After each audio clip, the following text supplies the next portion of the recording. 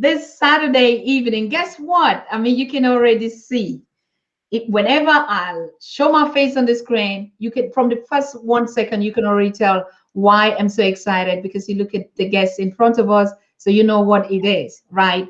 So I'm so happy today. We are having a special, young, smart, educated queen, and she's here to, charge us up, to put our thinking thoughts on.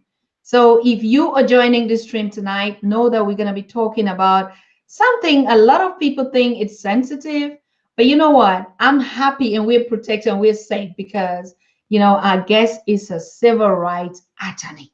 So we're going to say anything. She's going to back us up. Yes. So, I mean, that's the first thing that makes me so excited. Like, unapologetic. She's just going to say it the way it is because she knows what she's talking about. It's not just like, we pick things here and just think, but these are facts, these are details. And the one thing that we're asking all of you joining this stream tonight, whether you're watching from our other Facebook platforms or you're watching directly from the YouTube, which a channel which we're streaming right tonight, make sure that you are well seated because tonight is the night. Now, what is it that we want to talk about? I personally have been asking a lot of questions on this topic. Are we just black for the interests of our continent, our people? Or, we just say, I'm doing my job and I earn my money. So if I'm doing just my job and I'm not creating any impact and value in the black communities on the continent of Africa, so could I really be celebrated like, because I'm just a black woman sitting here and making my money, that I'm changing something? There's a lot of questions we'll be asking ourselves. We know a huge percentage of celebrities or top, particularly women icons. Yes, I mean, the men, we already know that's the game. Is the pie, particularly the elders, the leaders or whatever, they are already into it. But now we are focusing on this special week where we talk about women, our challenges, and also solutions to what it might be. A lot of us follow these are women icons, right? Be them sitting on top positions, and we think that, because they're just black or African, they represent our interests. Now, what we want to have this conversation today is for us to understand the difference between doing a job and who you are working for and creating value and changing lives. Because as you can see, we're advocating for equality, justice. I mean, like, we're humans, we have to exist. Why is it that even if I'm working for a system that I know that doesn't work in the interest of my people, but I understand that they're putting me there, not just because I'm so qualified than any other person, but maybe because I'm just the gatekeeper through whom they could easily access me to get my people. This is what we'll be talking today. And our expert, our guest for today, as you can see here, sitting beautifully, comfortably sitting here to discuss and handle this very, very tough topic with us tonight. Yes, so ladies and gentlemen, I would ask you while you're joining the stream to click the like button, share it, and invite one another because today, like I said, we're not going to be rolling our tongues. We're going to say it the way it is. So we have here Queen Tierney, Sheree, Peprah. Yes. Queen Peprah. Did I pronounce your name well, my queen? You did. Thank you so much. And thank you so much for having me. Oh my God, you're just so sweet. To be honest, like, am I dreaming? I mean, I've been following you. The amazing topics that you touch. I mean, I see even some of the content and even the critics. You're touching really into that kind of like deep into the wounds of people who don't like reality, who are not conscious, who are not Afrocentric, who don't even know what it means to be a black. Now, Queen, why did you choose to touch this? Well, I decided to touch this topic, or the topic or the subject in general that I cover on my channel. In general, what you cover on the topic? So generally, I decided to make a YouTube channel honestly, because I just didn't hear a lot of people taking stances that I felt like were reflective of my politics or my political understanding. I didn't really hear a lot of strong Pan-Africanist voices at the time when I started my channel, especially from the United States. And so at the time when I started YouTube, it was more so, I guess, if no one else is doing it, let me just start the conversation. Luckily, you know, I've had a lot of great people supporting me and helping me to know that I'm getting a good word out there. And so that's why I continue. And I think there's still a void, you know, and as this topic that we're discussing will show, I mean, there's still an emphasis on our people celebrating things that are not necessarily good for us. So I think that continuing to push and continuing to connect with other people who are like yourself, who are like-minded, is just of such great benefit to our people. Sheree, I mean, I can't even, like, you're so young, beautifully young. I mean, where do you get these nerves? Oh, I don't know. I mean, God, honestly, I think that's where all of us get our talents and all of us get our knowledge.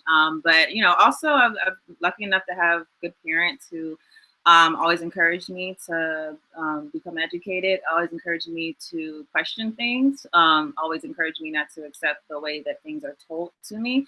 And so over life experiences, I've just been able to learn from my environment, my experience. I mean, that's the best educator, honestly, when you're experiencing things and you're realizing this isn't adding up. And so, but I'm really humbled because I don't look at myself as that, you know, knowledgeable, but you know, I think I'm just learning, you know, as I go. Hey, you know what? I mean, we're gonna hang in here about just you first. I mean, we will get into the topic because it's something we are going to roll it up tonight. Tonight is a Saturday, so we're not in that kind of a rush, or we are not the time slaves, isn't it? I mean, we have all the time. Our audience is joining, they're connecting, and I don't want us to get into the topic before, you know, for them not just to miss anything. So, hey, I wish all my Oh, wow. And I see already them just jumping in because everyone is so excited to talk to you. You are one of the first YouTubers and bloggers and content creator that we reach out and you just like, yes, I want to. I mean, do you look at this kind of networking and even sharing our platforms among us as something that is really progressive for us? Yeah, definitely. I mean, I rarely say no unless, you know, I just feel like someone has a platform that's just not helpful to the cause. But I was very honored. I've been subscribed to your channel.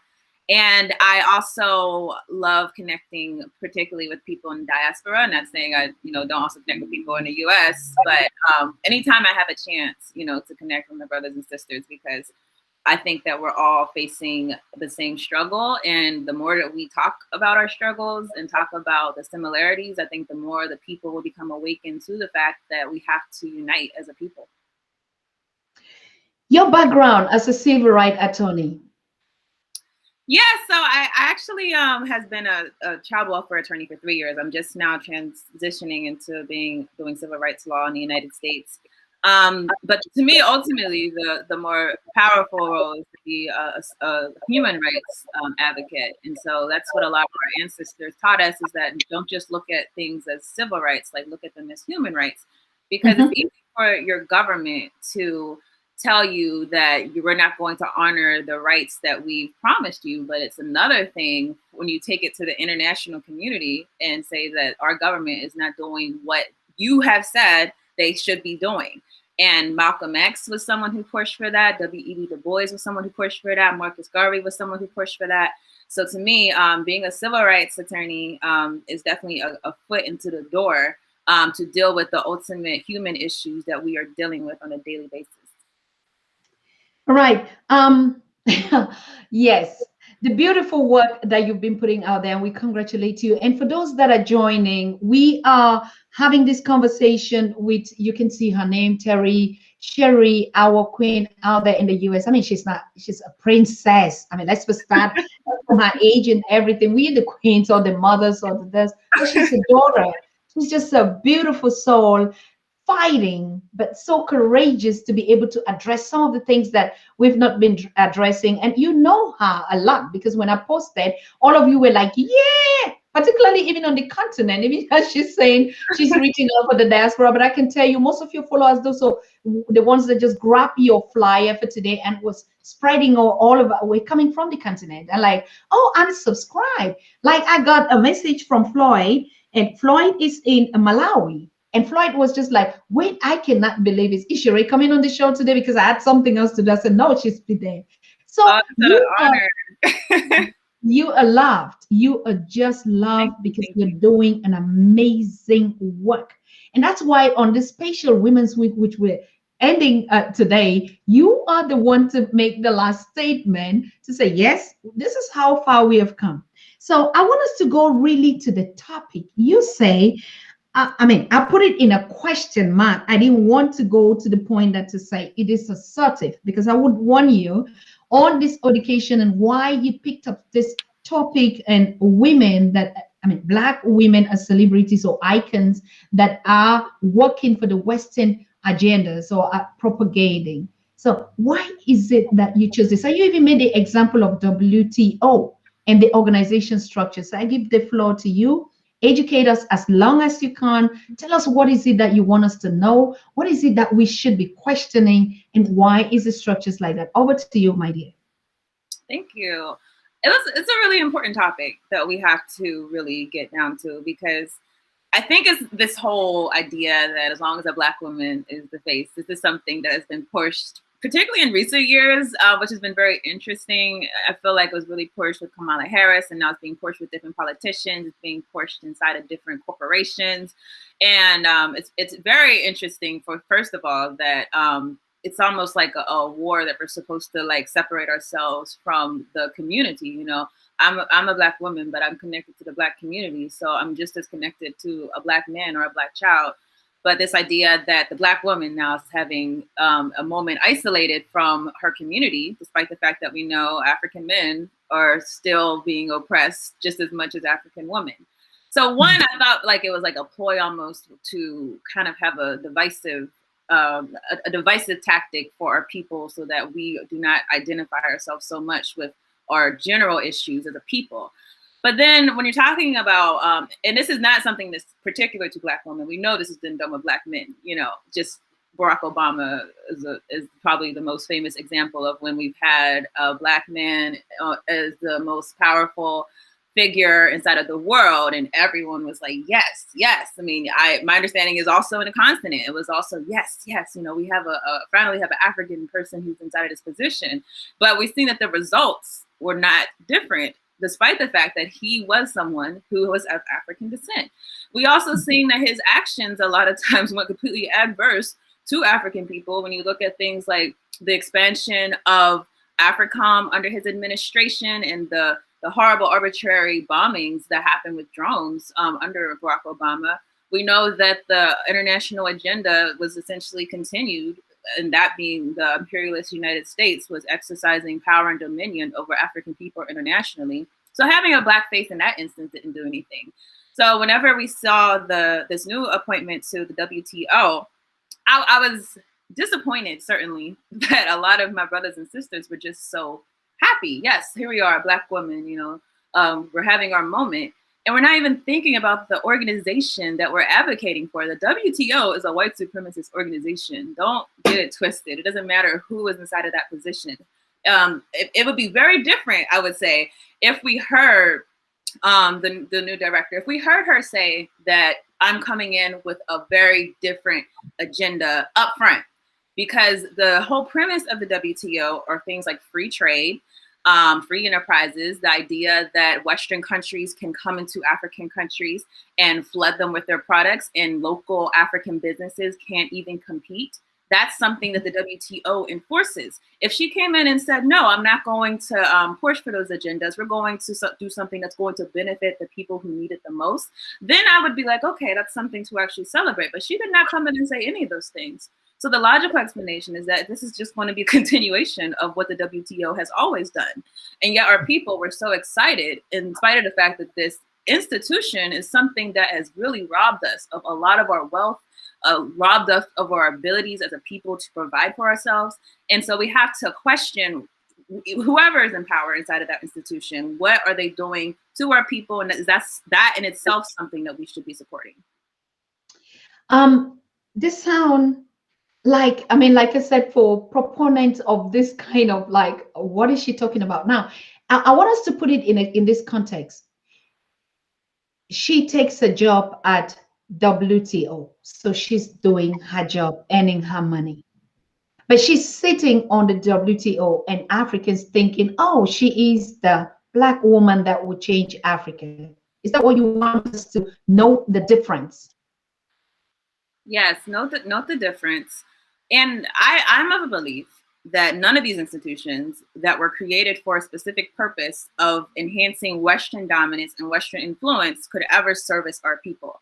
We would have to honestly look at the beginning of the WTO, which is an extension of the IMF, an extension of the World Bank. These are institutions that were created literally when Africans were colonized. And so these are institutions that are supposed to be humanitarian, but whenever these institutions were created, the people who created them were still actively colonizing Africans. So that has to let us know right there that the situation cannot be something that they mean us well. They're trying to keep us inside of a position where we're still handcuffed. And it's been very successful if you look at what happens as far as the different policies that are coming out of these institutions. And right now we're focused on the WTO. So I just want to emphasize the big idea behind the WTO is, despite the fact that the colonizers have been taking our riches since colonization, despite that fact, we're supposed to hit a reset because they say it's time to reset. And they're saying we want to compete equally with you African people. We're going to compete equally with you and put our products inside of places, and you have to compete with us. Logic says that if you've been colonizing us for 100 years, that you have been building up your industries while we were not able to build anything. So to say that we're going to hit the reset button and we have to now compete against you, it's common sense says that this is something that is going to not go well for us. So this is what the institution is in place to enforce. And it's not good for us. It's not good for our people. And so we have to challenge, like you said, the purpose of the organization. I don't care what color the leader of these organizations are personally. If the organization is not created for my people, then I cannot support that institution. And I have to outwardly say that this institution is an enemy to my liberation. Wow. How much more can it be indifferent? We can never be indifferent to this kind of conversation. Particularly, it is very relevant for us Africans to know the difference. We know that because of the African free trade continental area, they would have to use us to facilitate, to give access. But the original things or thoughts are like, oh, just put us there and we be happy that she is. And we forget about the real thing, knowing that it's all left in us. Do you want us to, or are you trying to say, please ignore that, focus on the real thing, grab the opportunity, do it, don't sit and think that they're gonna do anything in your favor? Yeah, that's what they're essentially saying, right? And I'm glad you brought up the African Free Trade Agreement. I don't think it's a coincidence, personally, that the same year that this agreement gets passed, that the head of the WTO is now African woman. Because if you look at what the West has been saying in response to the African Free Trade Agreement, they're saying that, well, if you go so far as benefiting local businesses and benefiting African people, that we're going to have to step in. And basically the WTO would say that you're practicing protectionism. That is, that you're benefiting local businesses. So I don't think that's a coincidence at all. And we have to understand these tricks by now. Particularly in this case where, I mean, she's been on this kind of renominated organizations, and like we should ask, like, or people should be asking, like, but what changed when she was there, and why now? If these organizations have never had us at heart, why or what on earth do we just think that at this particular moment it will make a difference, isn't it? And the problem, yes, absolutely. And the problem is power. We should be concerned with that, despite the fact that there's been a change in the face of the organization, that our people don't have power. Because if we had power, then we would be able to ensure that those types of appointments were actually meaningful to us. But right now, we're not powered. We're not empowered. Right now, we're literally dependent on the West. And so this was the other thing that was really, I think, telling about this appointment, honestly, was the fact that we found out that she basically was appointed to this position because the Biden administration said, okay. And before that, the big holdup was that Trump said, no, this isn't going to happen. Well, common sense says, how does the United States, one country, have the say to say who's going to be inside of a position and who's not going to be inside of a position? So if you had any question about what the institution was for, it has to be for the domination of that one country. And this is a world organization. How do you allow one country to have that strong a say-so over an institution that's supposed to service the whole world? So that right there automatically, to me, was very suspenseful, because I have never seen an instance, and I don't think anyone else could find one, where the U.S. backed someone inside of a international institution that was going to do anything that was going to derail their interests. So that tells us right there what she is there for. It is apparent, like, not even only in this case with the WTO, but we really focusing on this because it is very relevant for us Africans to know that we're left on our own. And like you said, it's a matter of power. Yeah. Now, what do you think, even the African Union that we see all these leaderships, it's all part of the agenda, isn't it? It is. The African Union is funded by the U.S. and funded by the Europeans. So that tells you right there, why would they be funding them if they did not know how they were going to act? We've seen over and over again when the African Union was silent whenever certain things were happening that were abusive, such as, a lot of people were trying to put pressure on the African Union whenever Museveni was holding Bobby Wine inside of his home. These leaders were very silent, and that's very telling. Not only that, we've seen the African Union only come out in unity, it seems, whenever there's something that has real potential to change. So, for example, whenever Mali had their revolution and unseated their current president, all of a sudden the African Union and all the ECOWAS and everyone was able to become united and speak out against the revolution that was happening there. So that tells you right there, what is the African Union for? The African Union was originally supposed to be an organization, when it was the Organization of African Unity, it was supposed to be an organization that was going to see a united Africa, not having different interests, not having a splintered people, but having something that we would come together and exercise one collective voice whenever things were collectively in our interests.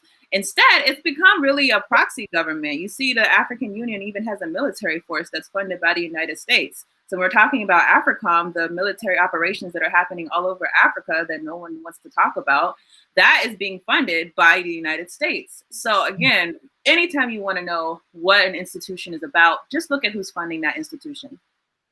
Absolute. They say who funds you owns you. Like, you work with the objectives. We're even going really too big. If you look at even the projects that we're doing, for instance, your channel, hey, I want to salute all of you that are joining. And like, who is our guest?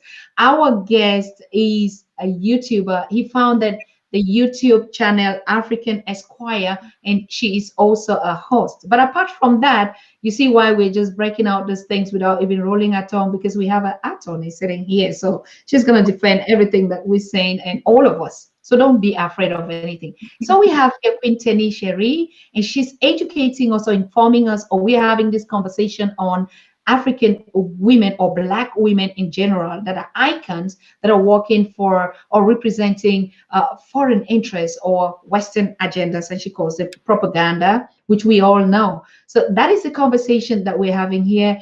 But apart from that, that on her YouTube channel, this is everything that she does every day, and most of you are already following. So join the conversation tonight as we flow. Sheree, even if you look at our structures, starting from the small institutions and the funder intentions, you see everything that is apparently going on to Africa, they would have to put a Black face. Is that intentional? I think it is. Dr. Kwame Nkrumah, he told us that one of the most pervasive things about neocolonialism is that neocolonialism will operate with a Black face, whereas colonialism, formal colonialism, it was basically you knew who was the one calling the shots. You knew who the one that was responsible for the oppression.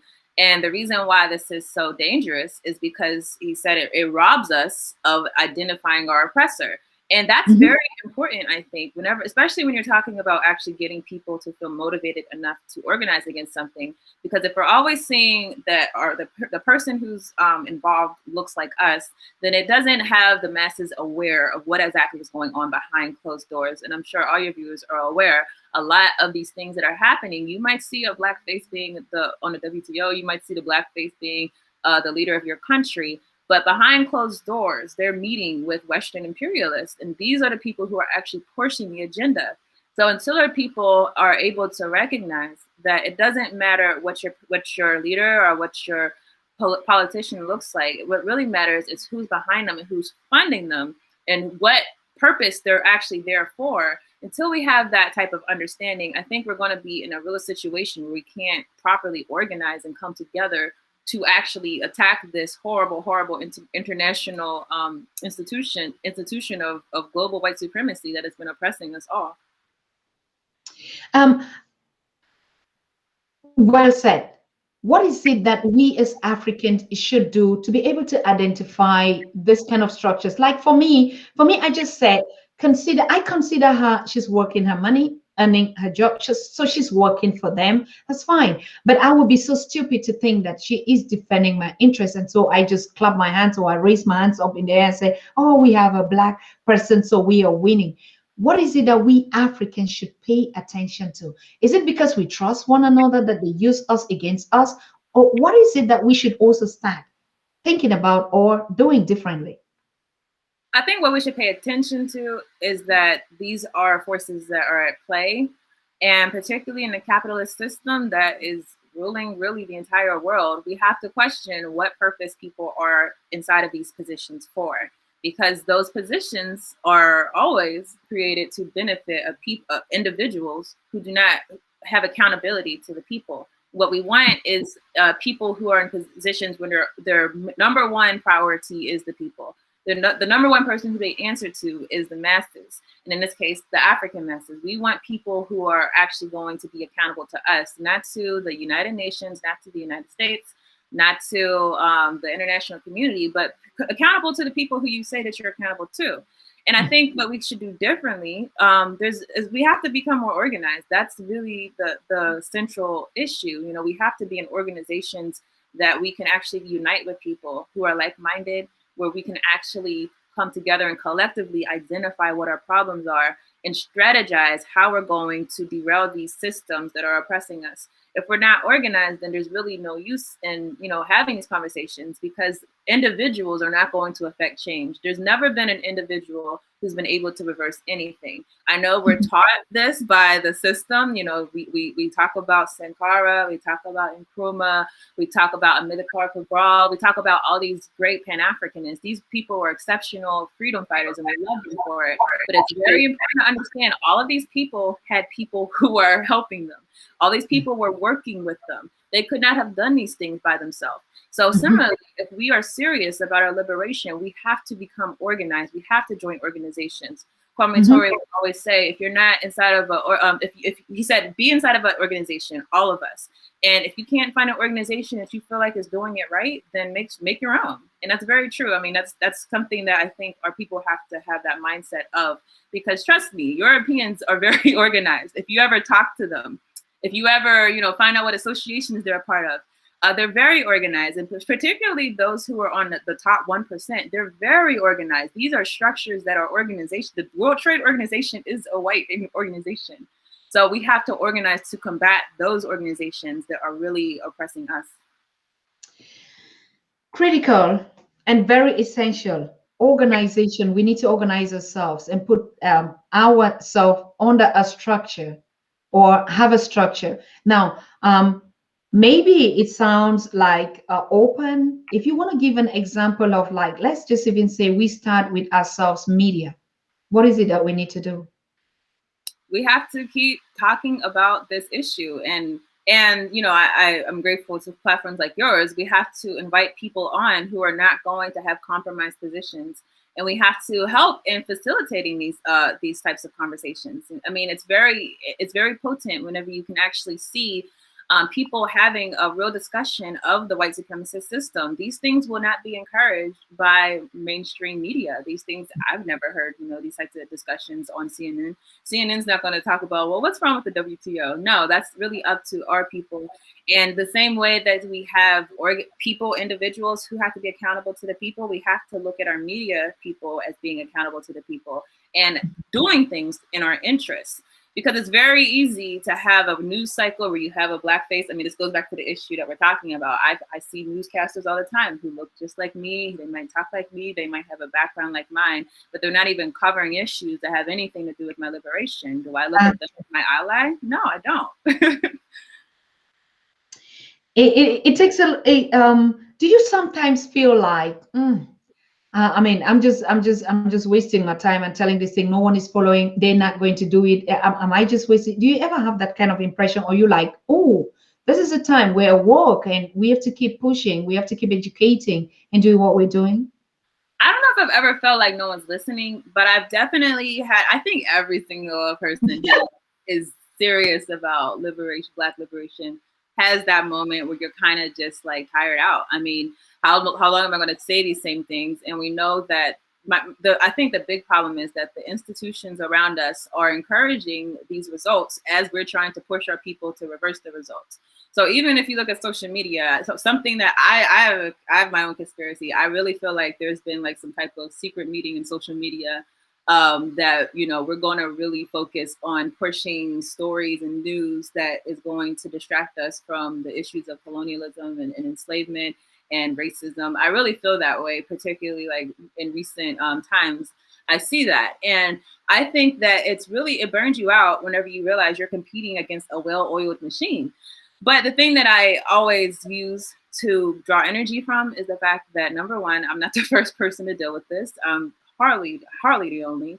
There's a lot of people who've also been struggling for our people, who have been tired out, who are tired out. And we have a long legacy of people who've literally died, without seeing liberation realized. So who am I to complain? I'm just engaging inside of a struggle that has been going on long before me. And all because I'm on the scene doesn't mean that things have to change course. The world has to, everything has to be in line for things to happen a certain way. And until that time is, we're going to continue struggling, and we're going to continue pushing for a different result. I mean, Sheree, you are young. And this is why I am so excited. I don't know how to express. I mean, every one of you know how emotional I am. And that's part of me. I would never change doing it. If I want to cry, I cry. If I want to laugh, I laugh. But you're giving me that, like, yes, we're getting there. Yeah. I can imagine you multiplying, we reproducing Shanae's all over, and so we'll be getting there. And so, really, I want to just say we appreciate you. We appreciate you. I read a comment here. Kofi said, Tierney is young, beautiful, and well-educated, and much love for her people. Thank you so much. Is it just because you're African? Because, like we say, other Africans, or where did you get this? It's funny. I started out like the opposite. That's the funny thing. And people who my YouTube may have heard me say this 1,000 times. When I started out, I was very much someone who just did not even think racism was an issue. And, it was more like a teenager. So, how much can you blame me? But, I was really like under this guise that, this is not an issue. I'm not particularly going to push for my people. That's who I was starting out inside of my philosophical journey. And honestly, I think part of it was honestly becoming serious about my faith, that, if you are someone who adheres to Christian or any other faith, there's really a calling that you have to care about people, and that people have to be something that you're motivated to help. Some people who you should be motivated to help people and motivated to better the world. When I became serious about that, it made me question a lot of the things that I accepted as true. And a part of that is you're seeing things happening around you. How can you deny that you're being oppressed? When I look at how my people are suffering around the world, how can I deny that this is a real issue? And so that was really when I became motivated, when I realized how people, my people in the US at first realized that we're really struggling against a real system and no one's really doing anything to reverse. Well, let me rephrase that. The system is not doing anything. There's always people fighting for liberation, but the system isn't doing anything to reverse this thing. That's what really motivated me starting off. And then as I started reading more, particularly people like Marcus Garvey, Malcolm X, when I started reading Kwame Ture, when I started reading Kwame Nkrumah, you just draw the parallels that this is not just my people in the US. This is a global thing that's happening. I mean, if you look at what's happening in Haiti right now, how is that any different from what's happening in Sierra Leone? Or how is that any different from what was happening with George Floyd? Like, how are these things different? So coming to the realization that, first of all, I look at all my people throughout the world as my people. I don't draw distinctions, honestly. That's something that's been very powerful, I think, because I can look and speak on something that I've never been, because I know that I'm not speaking as someone who lives there. I'm speaking as someone who's fighting the same system. And that's been like my journey, I would say. That's what brought me to this point right now. And that's what keeps me going. Sheree, I mean, we know that a lot of people share our opinions or our vision for Africa and stuff like that, but a lot of them are also just like scared, even to use this word supremacists or white supremacists. And like, they keep thinking like, oh, I'm going to be just like the Nkrumah and the Patrice Lumumba, they're going to disappear me. And some people, this fear that what does the fear do when you don't let it go to just say who you are, even though you have the passion, but you're afraid? I mean, not everyone is cut out, to be in the liberation struggle. I know that, at the very least, I would say my people do not jeopardize it, do not try to reverse what we're trying to do. But I know that not everyone's cut out for that. And I think also going back to being someone who believes in being someone who's of faith, regardless of your religious belief. But if you really believe in my case, I'm a Christian. If you really believe in that, then it's kind of hard for you to think that your life is something that is more valuable than your people. It's kind of becomes like you're insignificant. And so the bigger issue is, how do we do something to help my people, and not how do we do something that's going to let me live comfortably? And so when you submit yourself to that mindset that, you know what, I'm fighting against a system that is very, very horrific in the treatment of my people, I think that becomes the more motivating force. But yeah, a lot of people have been scared into submission. A lot of people have been scared into silence. We see it all the time. A lot of people have been scared into compliance. And that's never going to change. But what we do need is that the people who have nothing to lose, and that's, in my opinion, most of us, people who have nothing to lose, we have to act like we have nothing to lose about defeating this system. I always talk about, like, to me, whenever you see Africans who are getting on these rafts and trying to get to Europe just because they're trying to get out of the situation that's horrible, and a lot of them drown at sea, those are people that have nothing to lose. You know what I'm saying? And when you get to that level where you're willing to literally chance it like that, go on a raft just for the possibility that you might get to Europe, and even that if you get there, you're not going to be held inside of prisons, and you're not going to be captured, or you might end up in Libya and be subjected to horrible slave conditions. If you get to that level, to me, then what fear could be bigger? I can't swim, so I could tell you I'm not getting on a raft. But if I get to that level, to me, there's nothing that can stop someone like that. So when we actually channel that realization of the people who have nothing to lose, if we channel that into an organized position that we're going to come together for the purpose, not of trying to chance it to go somewhere else, but we're going to stay right here and we're going to fight this system until this system says no more, then I think that we're going to see things really change.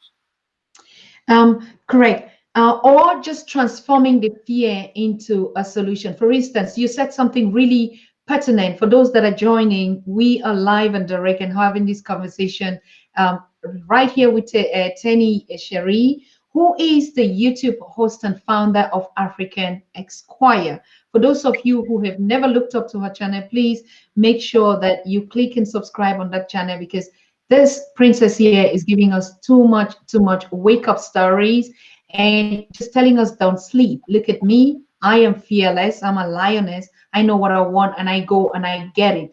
I don't care what happens. I do it for my people. Yes.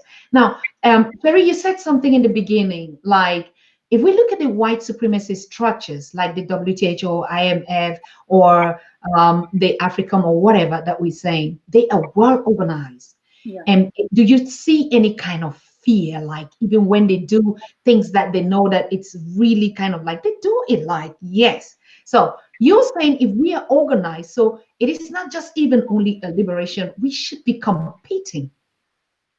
Yeah, absolutely. I mean, these things are really well crafted. You know, I was actually just doing a podcast with some people in my organization earlier today. We were talking about just how meticulous these things are. These things are thought out centuries in advance, decades in advance. How are we going to create a system that is going to ensure that we remain in power? So we have to understand these are very well established, well thought out. There are people who have studied us. There are people who know our culture. There are people who know our weaknesses. They know how to get us into compliance. These are people who have universities dedicated to this idea that we're going to maintain our power.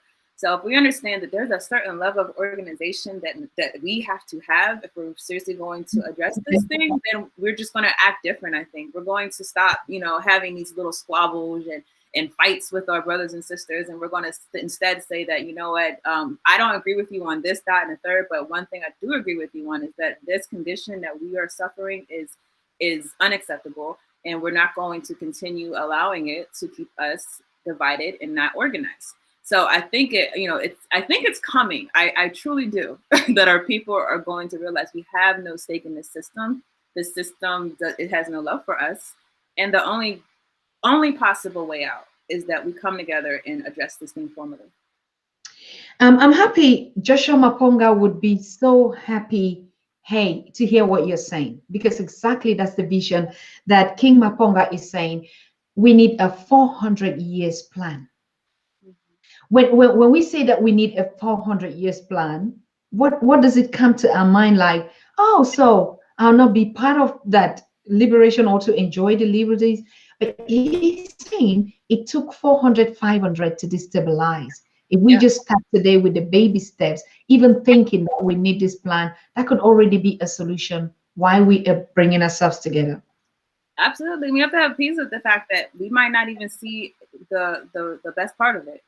But I believe Amelia Clark Cabral said that we have to live like the only people we're accountable to are our ancestors and our children who are coming.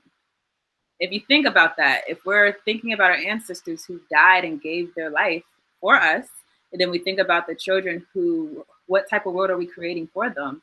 If those are the only people that we really see ourselves being accountable to, and not our boss at work and not these material things that keep us captured, but instead those two groups, then I think we're going to be okay with the fact that we're struggling not for something that we might actually get to enjoy, but we're struggling for something that is very, very much potent to our liberation and our future. Mm-hmm. Let us start by ourselves, Sheree. I know that you're smart and intelligent. Probably we are older and don't have the fresh brains. Let's just start by doing one simple thing. We are in the content creation for our media or something like that. Is it possible that you think that we can start thinking on how we organize ourselves in this branch? Yes, absolutely. There's a lot of movements that are happening around the world that a lot of people are not even paying attention to. And I think that we can all absolutely be a supportive leg to those movements if we're not even directly connected, because there are media institutions that are directly connected to institutions. But absolutely, I think that we should be reporting on the thing. And that's what I really try to do, honestly, is that report on the movements that, sometimes it's not even things that I knew about. Sometimes I have to dig and be like, okay, what's going on in Africa? Okay, well, who's behind it? Well, who's actually trying to react? But we have to be a voice for our people when they do organize and try to address these issues. Even if we don't agree necessarily with their agenda, we have to understand that these things that we're struggling against, sometimes it's going to come with time and trials and errors, and then coming to a more clear realization of what we have to do in order to have a positive effect. I'm coming from that point of like, let's say we want a structure for this kind of conscious Afrocentric media. Yeah. And we want to put a structure together. Like we have, let's just say we have an organization, I don't know, called African Media Broadcasters or whatever, or, you know, a network of this. And we put ourselves, everyone that is doing the same thing that we're doing to get a structure. Do you think that it's possible that we start, even if it is 5 or something, that we have an institution like you're saying, and then we begin to bring all first, just in terms of organization? Yes, actually, there's a group. This is particularly based in the U.S., but I know that they're trying to expand. There's a new group that was formed, the Black Media Coalition. These are a number of people who already have different separate platforms, but are coming together in order to have a real liberation place where people can come and activists can come and our people can report. So definitely, and I think that there's going to be more of that. I think we do have to see that more on a Pan-Africanist way. Whenever we're having different media groups, different people who have been doing things well, who we know have a track record with our community, coming together and saying that the same way that we're talking about Pan-Africanism, talking about the idea that you in the continent, you in Europe, me in the US, you in the Caribbean, we're all dealing with a similar struggle. There's no reason why, the same way that we have to come out together to speak against this thing, that we should not also come together to work as a media entity or whatever entities that you have. I believe that there are so many tools as far as liberation, and it's, in this context, we're talking about media, but it's the law, it's business, there's so many tools that we can grab and use to bring our people together and to actually have a more powerful voice. Because like I said earlier, like individuals, can't do anything. I've never been of the idea that me as an individual, my small YouTube channel was going to do anything in itself. But I do believe that coming together with other people like yourself and other people who are serious about our people does have the potential to have a larger impact.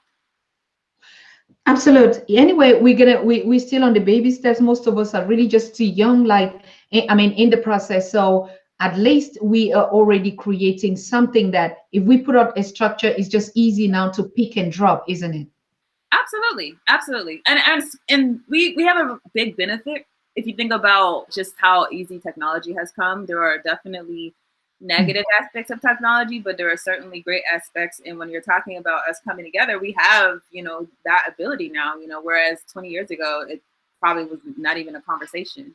So I think, the elements are there, and we're seeing more and more people are coming together and consolidating that voice and having more of an impact. Good. Anyway, ladies and gentlemen, you joining us, as I said earlier, you can already see our guest, our princess is there pouring us too much that we need to know, encouraging us, educating and informing us. We'll be opening up the lines because I see today, hey, Sheree, you just brought the whole audience here on the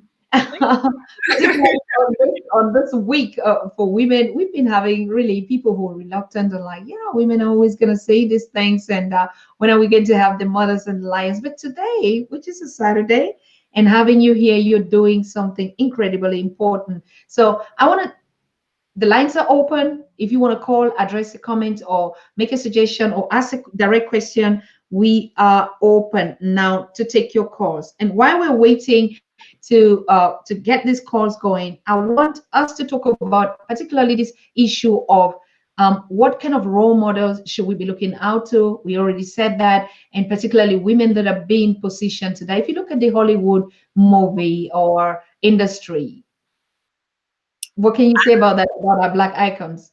I don't personally have role models from Hollywood. Honestly, my role models are people who are selfless, people who are devoted to the people. My role model is Winnie Mandela. My role model is Assata Shakur. My role model are people who were willing to risk it all. I think having celebrity role models, we have to understand there's a real purpose behind that. And I'm not saying everyone, because there's always nuances, and there are people I think who are in Hollywood who do wish to have a more stance that was reflective of our interests, and you kind of see that come up, and sometimes it phases out. But we do have to understand that when we're talking about coming against, particularly the capitalist system, which is really oppressing our people globally, when we're talking about those things, you have people who are benefiting from those systems, and unless those people are willing to divorce themselves of the benefit that they receive, then those people can never be our leaders. Those people can never be our representatives. We have a real perverse trend going on where, and I try to be balanced because, yes, I understand if you are a celebrity who is Black, who is in Hollywood, who's in any type of industry, Nollywood, whatever, I understand that you are affected by these systems of racism the same way that I am. And I absolutely love seeing more movement as far as talking about things publicly and trying to do things. But those people are not our activists. Those people have a real stake inside of a lot of these things. And like I said, unless they're willing to risk it all, like Muhammad Ali, he lost everything. He went from being the world-class boxing champion to being someone who couldn't even get a job. And unless you're willing to risk it all like that, then I cannot look at you as being someone who's going to speak about my issues. So similarly, we have to understand that when people are in these industries, they might speak for us in certain ways, and we certainly encourage them engaging in the liberation struggle. But certainly we do not look at them as being the ones who are going to lead the cause, because it would be almost like self-destruction if you're talking about people who do not want to see an end to the privileges that they receive from the system. Good. I just had a question or a feedback coming up from Floyd, direct from Malawi, and she's saying, "Send my greetings to Sheree. I am enjoying the show, full of interesting content. But is it anything that you would like to talk about concerning the leadership on the continent?"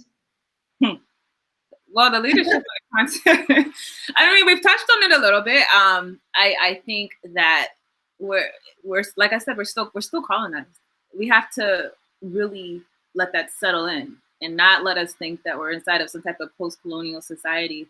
The thing about neocolonialism is that it can achieve the same exact results without having to formalize a legal system that's going to actually say that you belong to the United States, you belong to Britain, you belong to France, you belong to Belgium. That's the perverse nature of it. And so when you look at these leaders who, I would say, if not all, then just about everyone, are puppets. They have funds that they receive to be in that position. They have who are the military of that country. Look who's funding the military. Look who's funding the military over. I believe it's Sierra Leone is having the rebellion right now. Look who's funding the military that's actually holding that government in place. Who's funding the Haitian military right now as Haitian people are telling their president that you have to go. These people funding it are the Western imperialists, the United States, France, all these same people. So these people who are receiving funds from the West don't think that these things are given as aid. Aid is not some type of thing that's going to derail the Western interest. These things oftentimes are bribes. And a lot of times they're things that we don't even see because they're done, like I said, behind closed doors. But you don't have to see it in order to see that any time that your leader is unwilling to act for your people, but he's willing to act for these corporate entities, then that person clearly has mixed interests. So that's what I would say. I mean, it's the same old. These are still colonial puppets, and we have to look at them as such. Yeah. I'm looking at the structure like, or I read somewhere and someone's like, oh, the Africa Free Trade Continental Area is like an invasion of the continent in a very subtle way. Like, yes, we used to complain about they come to, like, for instance, Congo, they take our minerals or they take our gold and our platinum and stuff like that. They take everything that we have. But right now it's like, we going in. Open the boundaries. We are coming like an invasion. Yeah. But yeah. You if you see the magnitude and you have that spirit, you just like, they just marching on and breaking the boundaries and just going for their interest. Do you have that? Yeah. I it's absolutely true. And you mentioned the Congo, I think, and that's the region that every time I look at anything, about what's happening in Congo, it just breaks my heart so much, because it's so sad that the same conditions are in existence, and yet our people are so happy about other things happening around the world for African people that are not even changing our conditions. Meanwhile, you have children who are getting sick and don't have parents, and they're out here mining just so that we can have technology. I mean, it's very sad because our people are still under siege, like you said, and it looks different, but it's still the same. That's the thing that we have to understand. That yeah, it looks like we get to sit at the table. We might be able to get into certain universities in the West or whatever, but it's still very much the same. And until we understand that the suffering is the same, that the exploitation is the same, that the economic situation is the same, that has to resonate to where you say, clearly we are still under siege, and clearly our people are still completely vulnerable to outsiders and their will, and whatever they decide is going to be the thing of the day. That's what the thing of the day is. That's no thing to celebrate. That's no thing to be happy about. Instead, that's something for us to mobilize against. I have Mama Leones is saying, Terry, can you elaborate on your perspective of a village wisdom to readers from self-inflicted racism, like our indigenous culture? Can you repeat that? I'm kind of. Can you elaborate on your perspective of a village wisdom to read us from self-inflicted racism? Well, I'm not exactly sure what you mean, but I'll try to answer. I think self-inflicted racism, if you're talking about the fact that a lot of our people suffer from self-hatred, that's something that is universal, I think, everywhere where we are. And that's something that I think the colonial system relies on. If you think about it, if you are people who you don't see yourself as having something of value, if you are someone who does not see your history of being something of value, your culture being something of value, then it's very easy for you to abandon your people to engage in something that you do see as being glorified. So if you think about where people have been taught, whether it was slavery, whether it was colonialism, what has consistently been taught and put into our minds is this idea that we are not people who have anything worth celebrating. Instead, we are people who should try to aspire to be as close to European as possible. So this self-hatred manifests in so many ways. I think, honestly, it manifests inside of ways that we don't even realize. There are times that I will see my people be so willing to fight against another African, fight against another Black person, that they would never, ever even question a white person doing the same thing. And there's a lot of ways that I think our people are not willing to organize, honestly, because we don't have love for ourselves. Because you have to love yourself. You have to love your cultural identity if you're going to see yourself as being worth being free. So these are things that benefit the colonial system. And I just say that we should understand that it's very intentional. I think because of self-hatred, the way that it manifests, a lot of our people, we point the finger at each other, which is absolutely true. We have to be accountable and we have to fix these things. But we should also understand at the same time that these are mindsets that were created to serve a purpose. So if we keep that in mind, then I think that will be motivation enough for us to realize that we have to grow love for our people, love for our culture, love for ourselves, if we're going to be able to address our situation. Okay, I find this other question, even though it's a comment, but I'll put it in a question like, what do you think of some of our most intelligent people who are judges, lawyers in our justice systems wearing colonial white wigs? So it's very funny. Literally about representation. I mean, just that alone. It's funny, and I'm laughing really because I was just watching a movie. I think it was a Nollywood movie with so my husband's Ghanaian, and they were wearing the colonial. It was the lawyers wearing the colonial wigs, and I was speaking with him and mother-in-law, and I'm like, if this is required, because at some point I do plan to move to Ghana with my husband. I was like, if this is required, I am not practicing law because I would never. That would be the ultimate humiliation. I will show up to court with an afro in protest because I will not do it. It's very sad, and I think it's a manifestation of a larger problem because we accept different customs. And first of all, just at its foundation, the idea that, okay, now we're going into the courtroom, now we're going to uphold the rule of law. Let's put on the colonial garb. That's the rule of law. That we have to change ourselves to look like our colonists. That's the rule of law. That tells you right there at its foundation that the whole purpose of wearing that is really a continuation of the oppressive legal systems. And we have to also understand, I think, you know, the wigs are a bigger or a problem, but they're a problem of a larger issue, because the laws, a lot of the laws that our countries have are really descended from the colonial system. So it's not just that they're wearing this and that's the only symbolism. No, there's actually laws that are still in play that were created by the colonists that are still in the books. So it's a real issue. I could never even, you know, just if I could never. And I hope if I do practice law in Ghana, or if I practice law anywhere in Africa, that I will get enough lawyers to back me up and say that, no, we're coming in here with our natural hair, with our natural, in our natural state, and we're not going to even participate in wearing a European colonial wig that's not even in style in Europe. No.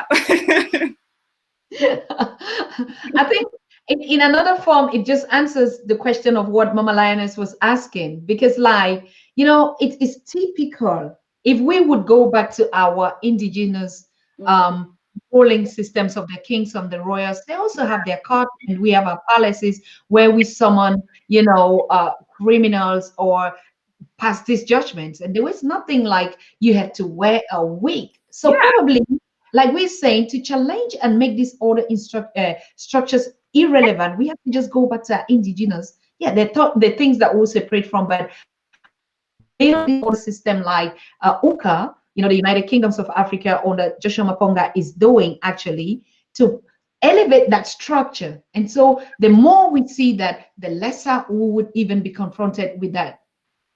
Yeah, yeah, I agree. And the thing that I'm learning, because I'm trying to purposely like study the colonial systems and the neocolonial system as it presents itself today, the thing that I realized is that the law was just very intentional. Like we were saying, like everything's very intentional. It was very intentional whenever they were creating our laws.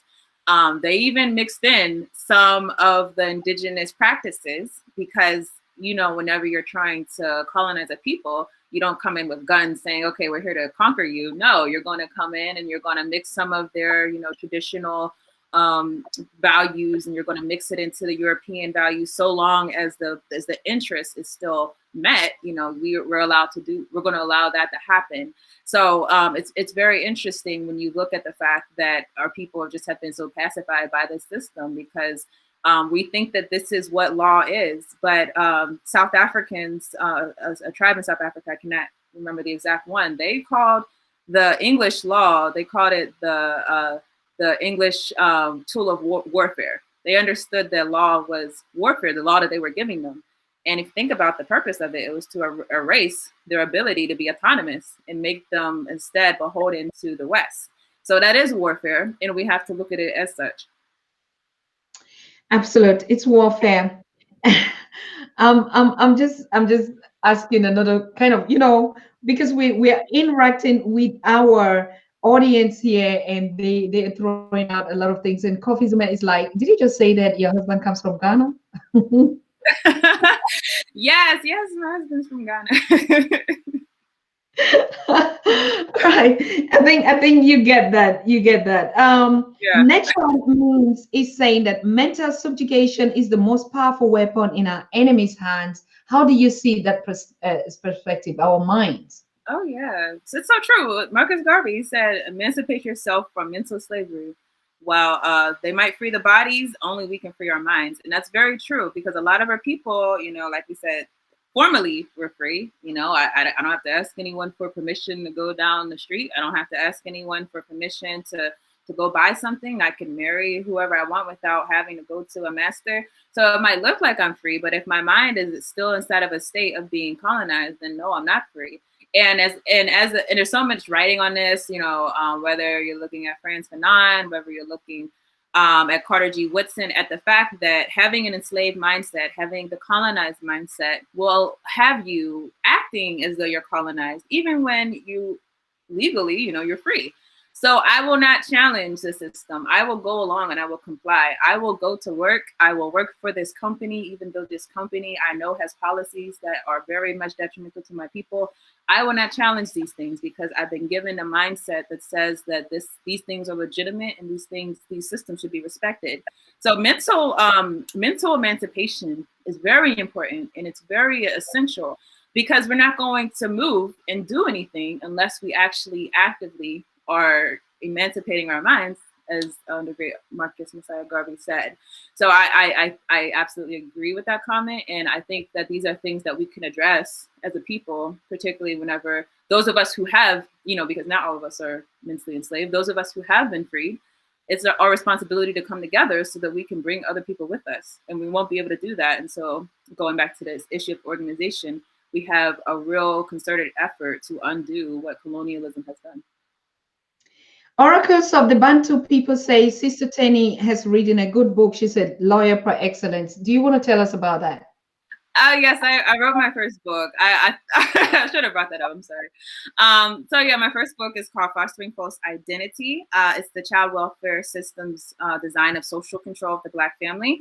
As I said, I've been a child welfare attorney for 3 years prior to making a transition into civil rights law. And the thing that I realized there is that there's a real intentional effort by the United States government. And you also see inside of a lot of, it's a real global experience, I think, when you listen to other Africans throughout the diaspora. But there's an intentional effort to separate Black parents from their children.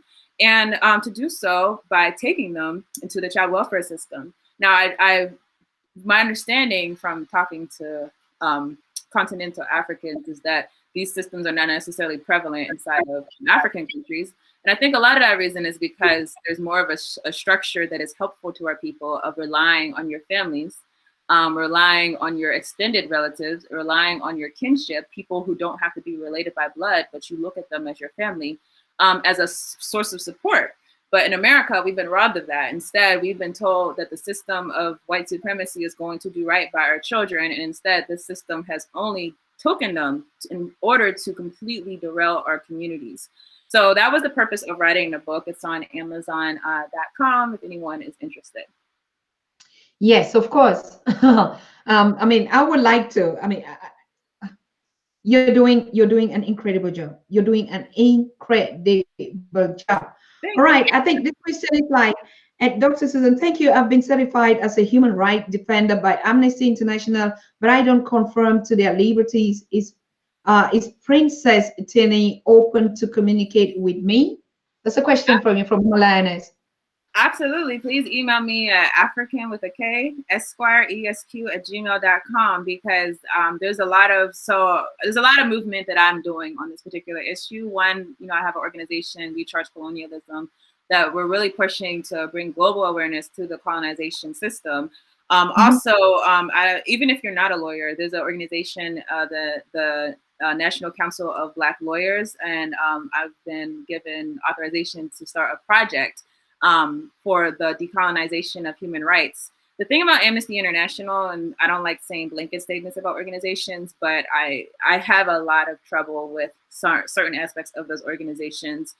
One, because obviously the obvious is not controlled by us. So we have to understand that these are people who are coming in a lot of times with a Eurocentric worldview. They do very good reporting, and that's something that, cannot be denied. There's a lot of issues that a lot of us might not know about had it not been for Amnesty International.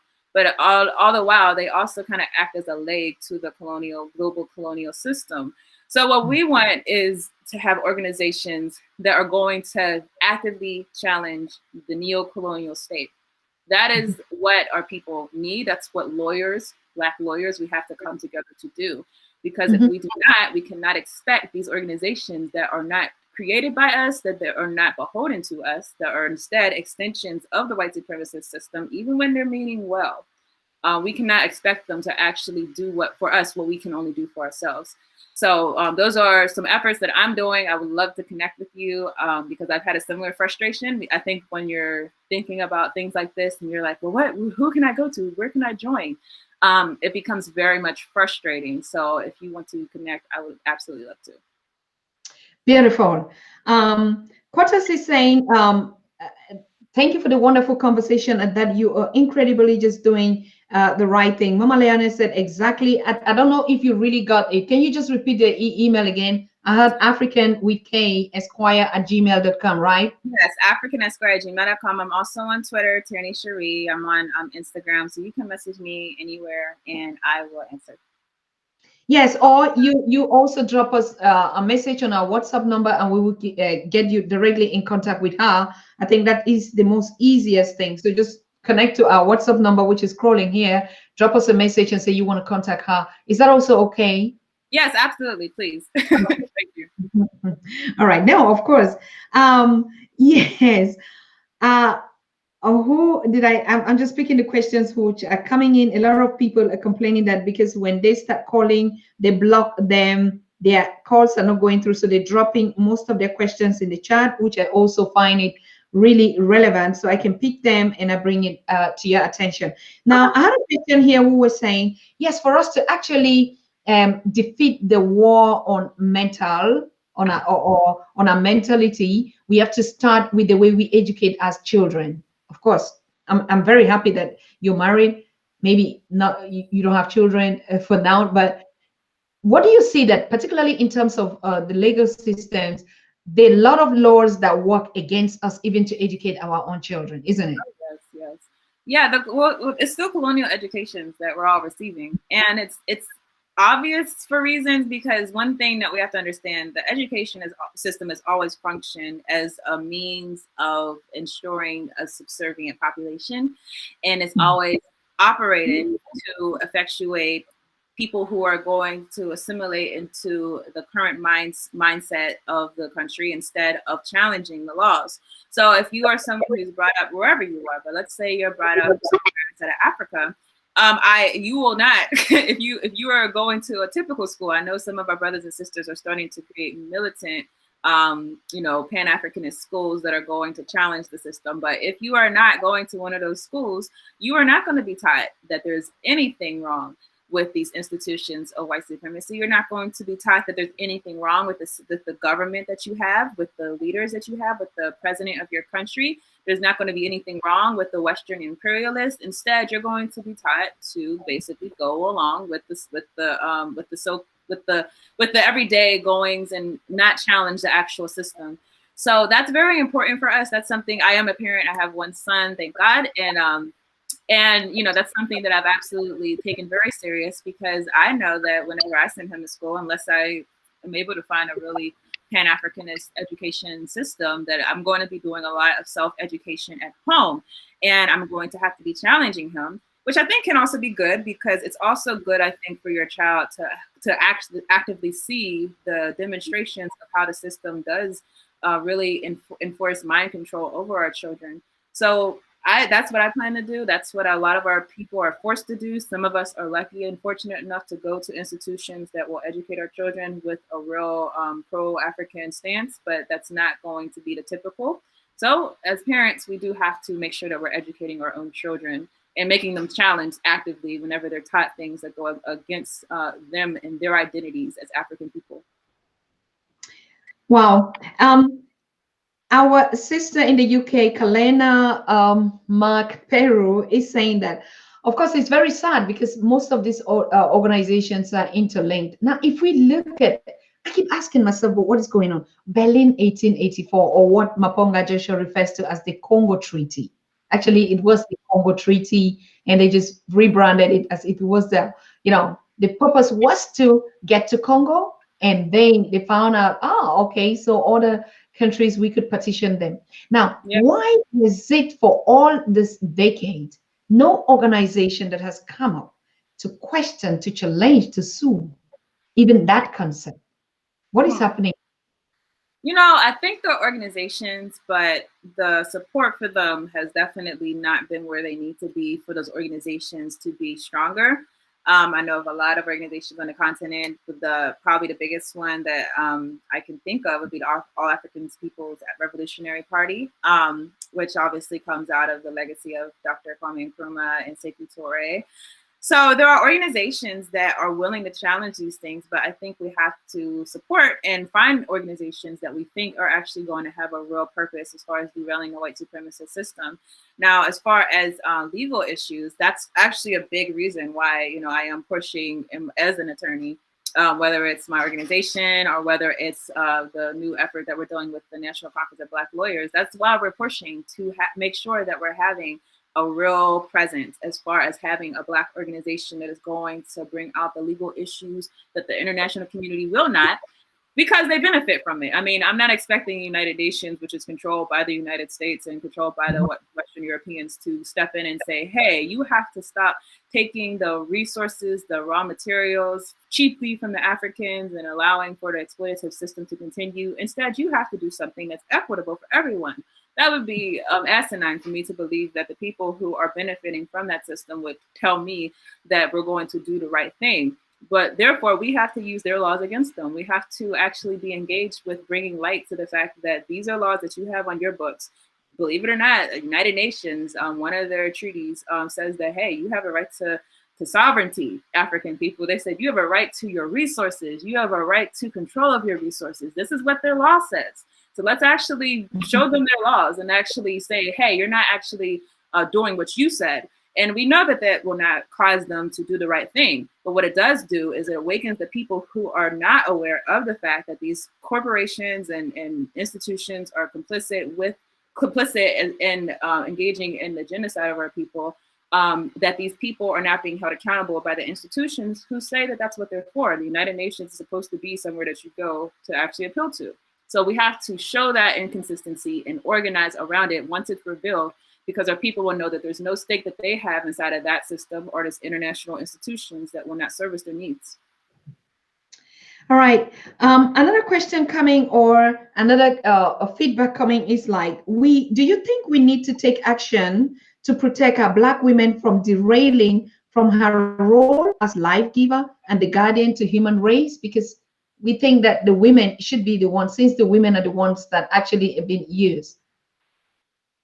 I think that, first of all, we have a really powerful legacy of so many African women. And I think the thing that, you know, I'm proud of is that so many times whenever our men have not stepped up, there's been a lot of women who have stepped up. And I think the big motivating factor is that we're the one that carries the child. We're the ones that will nurse the child. And so whenever you say you're not going to stand up against this thing where our children are going to have to deal with it, we have a beautiful legacy of our women being the ones who said, well, I will. There's definitely an effort to use us to divide. And we know that the colonists, what do? Divide and conquer. So they will pitch you against your husband, against your spouse, against your partner, against your father, against your brother, against your cousin. They will pitch you against those people in order to basically make sure that it's easier to conquer your community. So I think that there's a real issue as far as African women being used, and it's not something new. You know, we see it being pushed more, but it's not something new.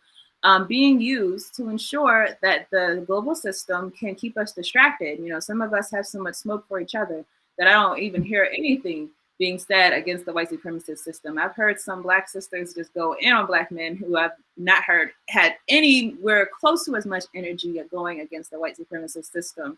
There are certainly issues that we have as a people, and I'm not trying to take that lightly.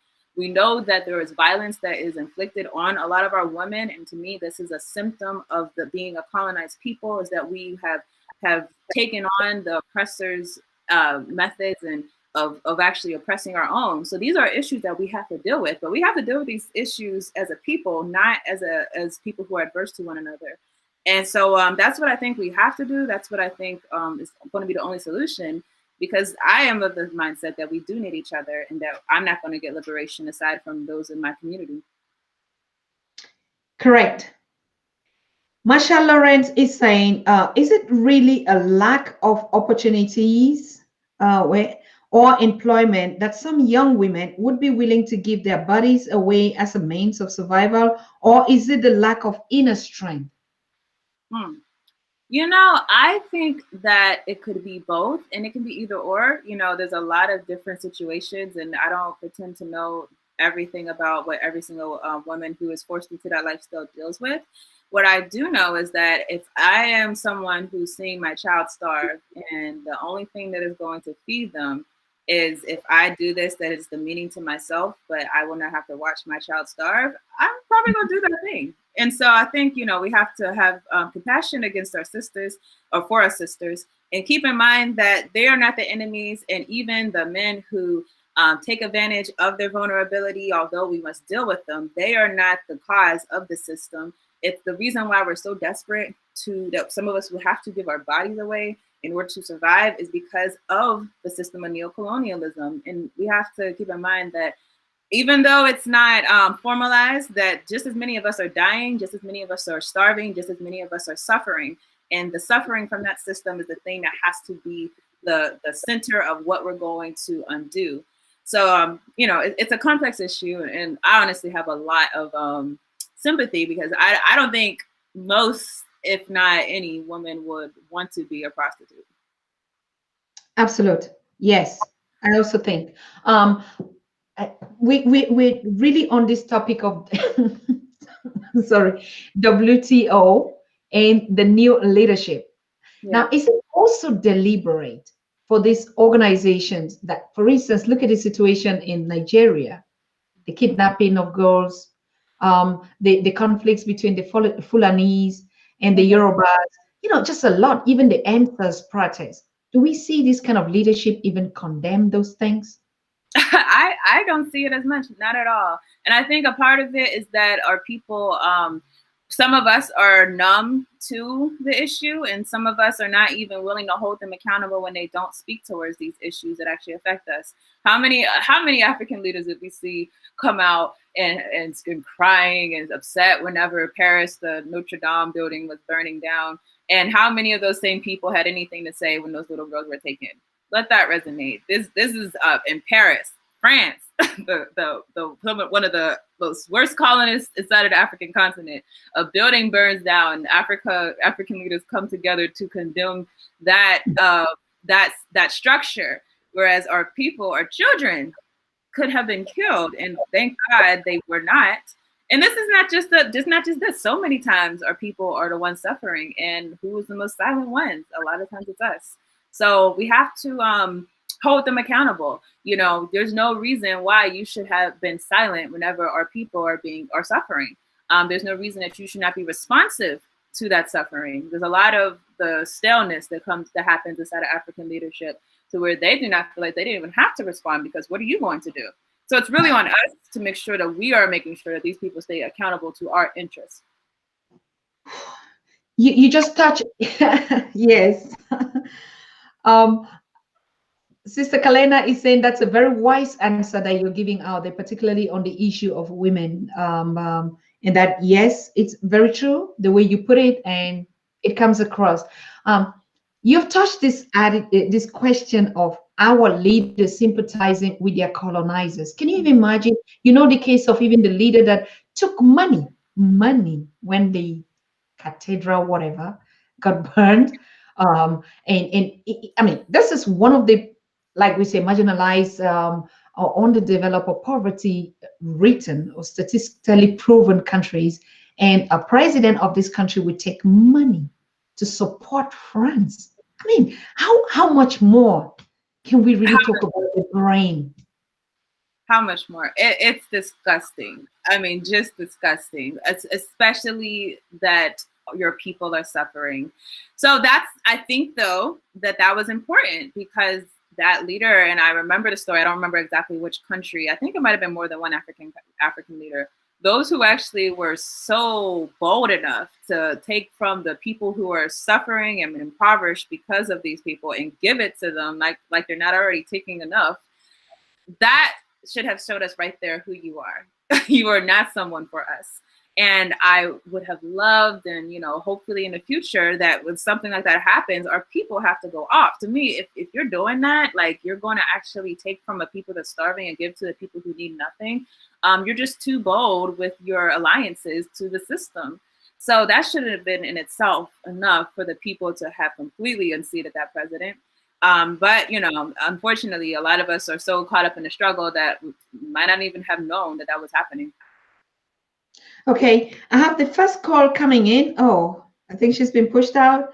Hey, sister, I think from Sweden or where that you were calling in. You're one of our very prominent guests, particularly on this week of a special week for women voices for Africa. And I just missed your call. I was about to pick that call, so please launch it, or if not, I'll call you back because I think you have something that has been burning, or you want to share your contribution, particularly as we having the princess on the platform today. We want more of these voices. Please call. And I know you've been posting your questions and something like that, but call in and talk to us. We are open on +491-578. And yeah, okay, I'm picking this. Hello? Hello? Yes, hello. Good evening, sisters. Good evening. Good evening. Yes, I'm calling from the United States, from Philadelphia. I really like the sister out there expressing her concerns about our African leaders. Sorry, guys, I'm driving. I don't know if that is making noise out there. No, it's okay. Go ahead. Okay, good. Yeah, good. Yeah, so what the sister out there is saying is absolutely true. You know, let me say one thing clear. All the leaders in Africa that were born under colonization went to colonial schools will never benefit Africa. All what they do is they are agents for the colonizers. So no matter how we look at these things, these guys are just agents for the colonizers. They will do everything to please their colonizers, and as long as they are pleasing them, they can kill all their citizens just to please those colonizers. The name democracy that was pushed on Africa, it was just pushed on Africa to support the colonizers. They either get the leader or they go through the opposition to destroy the country if they don't get their interest. That is one thing. Secondly, no matter how we look at African leaders today, that's why they're suppressing the young generation of Africans not to go close to power, because they know the mindset of the young generation today. We are revolutionaries. So they will do everything to suppress and oppress the young generation not to go close to leader. Let's say, for example, look at the Cameroon. Paul Biya being in power for over 40 years. Look at what happened in Guinea-Conakry. Look at what happened in Ivory Coast in the name of democracy, and the people who pushing democracy looking at those things and accepting it, pretend as if they don't understand what is happening, all in the interest of the colonizers. So no matter how we look at this, we the young generation of Africa need to stand up firm and hold these leaders accountable. So I'm really glad we having a women of this generation that are speaking out as such. So thank you so much, my sister out there. Thank you so much, brother. Thank you. Thank you so much, brother. That was powerful, of course. So Women's Week, but the men, you have the authority to call in and support and say, yes, of course. Our mothers are speaking, our sisters are speaking, and it can't continue like this, people. It shouldn't even continue like this. How much more are we going, no matter how we say it? Yeah.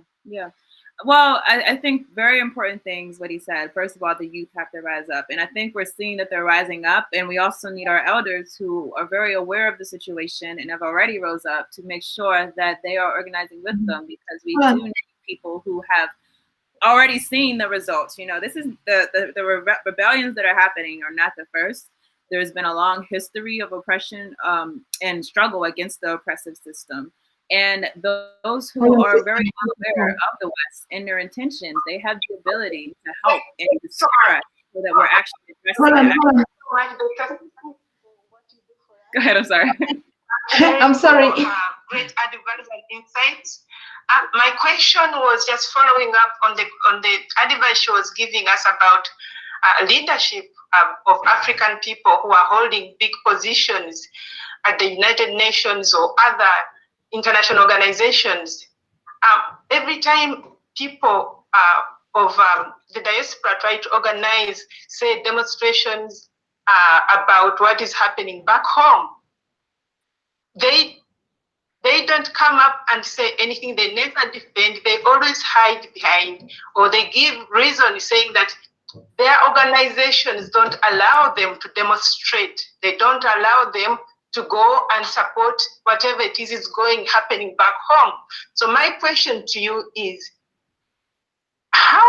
how do you see this, that the people that we think could help, if you're holding, for instance, you are the DG of WTO, or you are DG of WHO, and something is happening back home, shouldn't you really say something? Should you just say, my organization doesn't allow that?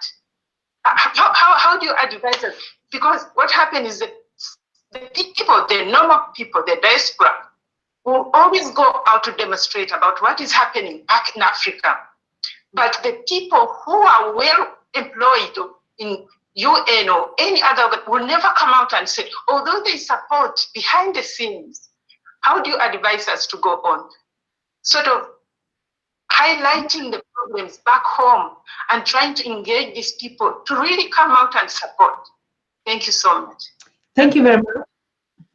So I think that, first of all, when you have made a decision that you're not going to do what's right for your people, and the reason is because that structure will not allow you to, then you have basically showed us that you are on the side of the colonizer.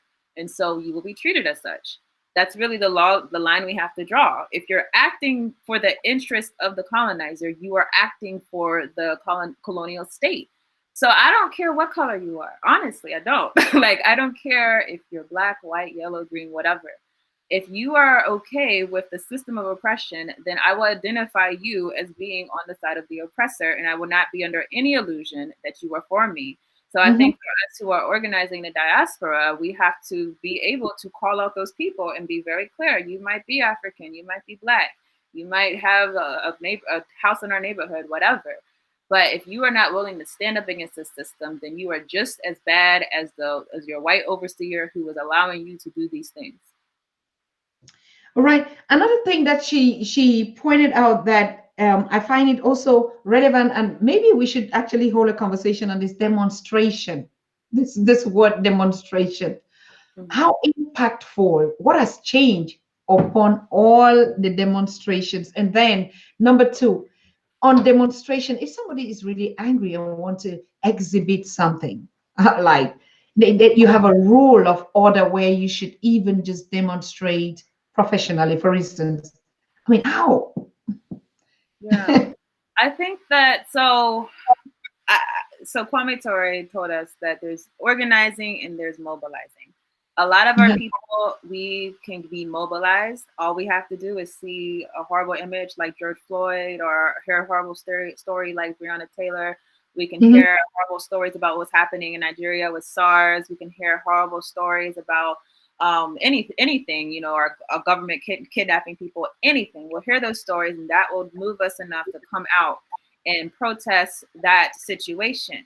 But once the hurrah is no longer there, once the emotions are no longer there, what is going to be left? Are you going to go back home and go back to usual, or have you actually created a structure so that you can come together with other people to actually do something, even whenever no one else is protesting?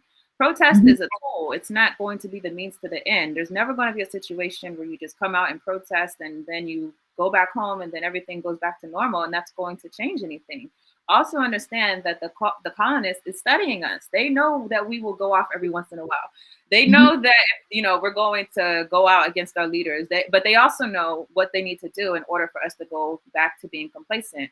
And so what we have to do is have a mindset that even when there's not a hot topic that's going on and that social media is talking about and that the news cycle is highlighting, even when there's not a situation in our neighborhood that we feel near and close to, that we're always engaging with our people to build infrastructures, build institutions that are going to erase the colonial situation.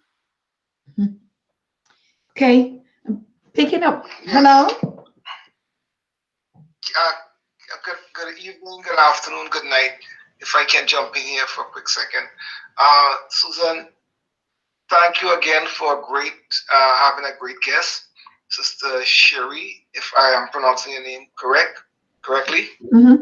This is so amazing that I'm assuming this is a very young person. Yes, she's my daughter. We are on a mother. Max Ray said, I'm watching a mother-daughter show. I mean, this is amazing. Yes. No, I want to say she's Queen Nzinga incarnate. This is the type of young warrior type minds we need. Not just the people to be on the forefront fighting battles, but people who has a mind to think and think out of the box. For too long, we have been practicing systems that are not for us, not of us. And we continue to practice them, hoping that it will benefit us in some way. It will not. And it's the first time I've heard someone speak on the system, not necessarily the people, but on the system. And she's doing it very well. I wish some of our, I wouldn't say older leaders, because I know they won't, because they have benefited from the system. People that are benefiting from the system do not want to change it. They will not have any desire to change it. So, my question for this young lady is, how do you survive? How do you, I mean, you don't have to be very explicit on this forum, but how do you survive? No, she's a lawyer. She will. Well, no, I'm saying survive to mean that for the simple reason that when you confront the system, when you try to buck the system, they're going to find every way to put you out. They will do everything to make sure that everything you do don't succeed. Because remember, as a lawyer, you're going to learn their system and you're going to bring ideas or principles that's going to be adverse to what they're presenting, because it's not going to be beneficial to them. Mm-hmm. So how do you survive? How do you function in this environment? Yeah. Like, who do you trust? Yeah. Okay. So I'm absolutely of the mindset that sometimes, a lot of times, we have to do things for ultimate purpose. So maybe you're actually inside of a position where you are inside of the system, but your ultimate goal is to get to a point where you can actually speak up. Those things, I think, are going to be the nature of our struggle, because a lot of us, we're all parts of the participants in this system. We're all being part of our own demise in some sort of way, even if we're not actively participating. But the best part is that we can have the absolute dedication that I'm not doing this for any enrichment to myself. I'm only doing this for the enrichment of my people. So there are going to be situations where some of us do have to be silent, because we know that, hey, I can't do this now, but 3 years from now, whenever I'm no longer inside of this university program that I'm dependent on, or whenever I'm no longer at this particular business, at that point, I will be in an ability that I can actually do things that are to the benefit of my people. So I do think that those are the complex issues that we do have to deal with. But once you actually come to the mindset that you're not in it for yourself, that is the ultimate telling thing. And that you're not going to stand in the way of people whenever they are actually doing things for our struggle. I think that's very important also. So I think it goes down to your motivations. It goes down to your dedication, and that you're not going to stand in the way of your liberation. But instead, if you have to wait in silence until you have that ability, that platform that you're going to go all out, I think that's something that a lot of us have to plan out. And all the while still organizing. I emphasize, always be connected to a body that is actually actively engaged in the community. That's how we're going to survive. We're not going to survive as individuals. A lot of us are part of corporations, and those corporations we know are doing things that need a light shone on it. So find a way to get out of that situation. Find a way to be a part of the struggle. Find a way to lend a help to your people who are at most in need. And that's what I think will absolutely help you and sustain you while you are getting to the point where you can be absolutely free. Okay, Matre is asking, don't we think that now, particularly in the new administration of Biden, that we could start getting connections in there to start questioning some of these things and issues? What is it that we can do more to reach out there? I mean, we have a vice president that is a Black, mixed, or whatever. And yes, what is it that we think that we can start penetrating also these institutions and to start raising questions? But I think that has always been done. But from your point as a lawyer, what is the right thing to do? First of all, Joe Biden is, I have to get us to understand that he might be more polished. He might not talk as recklessly. He might not say disparaging things outwardly about Africa. He might not call us, say that we're in shithole countries out in public. But his interests are the exact same as Donald Trump. And that's something that we have to keep in mind. An imperialist is an imperialist. I don't care how they look. I don't care how they talk. I don't care what company they keep. An imperialist is an imperialist.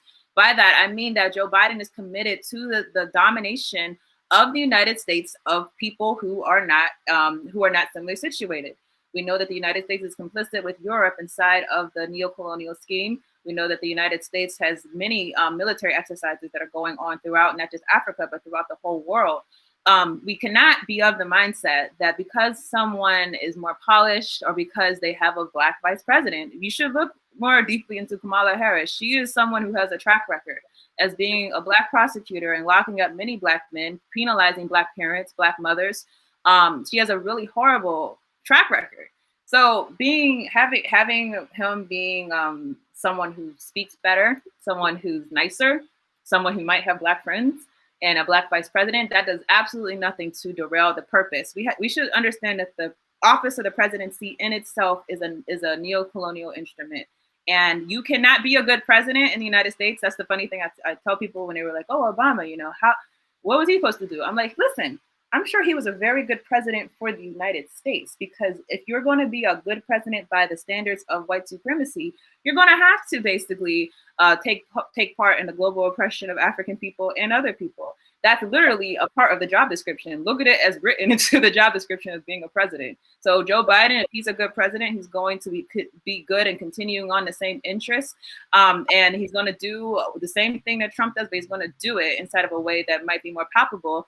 And unfortunately, because a lot of our people have not understood the fact that these people are not acting alone, but they're acting with people behind them, we get distracted with an administration change, which is also something I feel like is very dangerous whenever you're looking at African politics. A lot of us, we see different demonstrations against individual presidents, not understanding that just having a new president inside of the same structure is not going to change the way that the structure operates. We have to do a complete renovation of the structure from top to bottom. Anything else is not going to actualize into a positive benefit for our people. And it's the same thing like you were saying. We took like the situation in Uganda after the presidential election, and the lot of questions that were coming up, like if the presidential candidate Bobby Wine was going to work with the same partners that President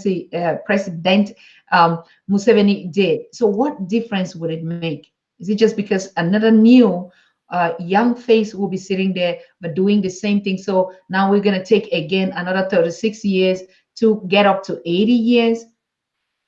Yeah, I think that the sad thing about Uganda, so, I was like a lot of people, I was hopeful of Bobby Wine. I would not say that I was of the mindset that he was going to be against the neocolonial system, because he never said he was going to be against the neocolonial system. He never put people around him that made me think that he was organized in the capacity that he could outwardly challenge the system.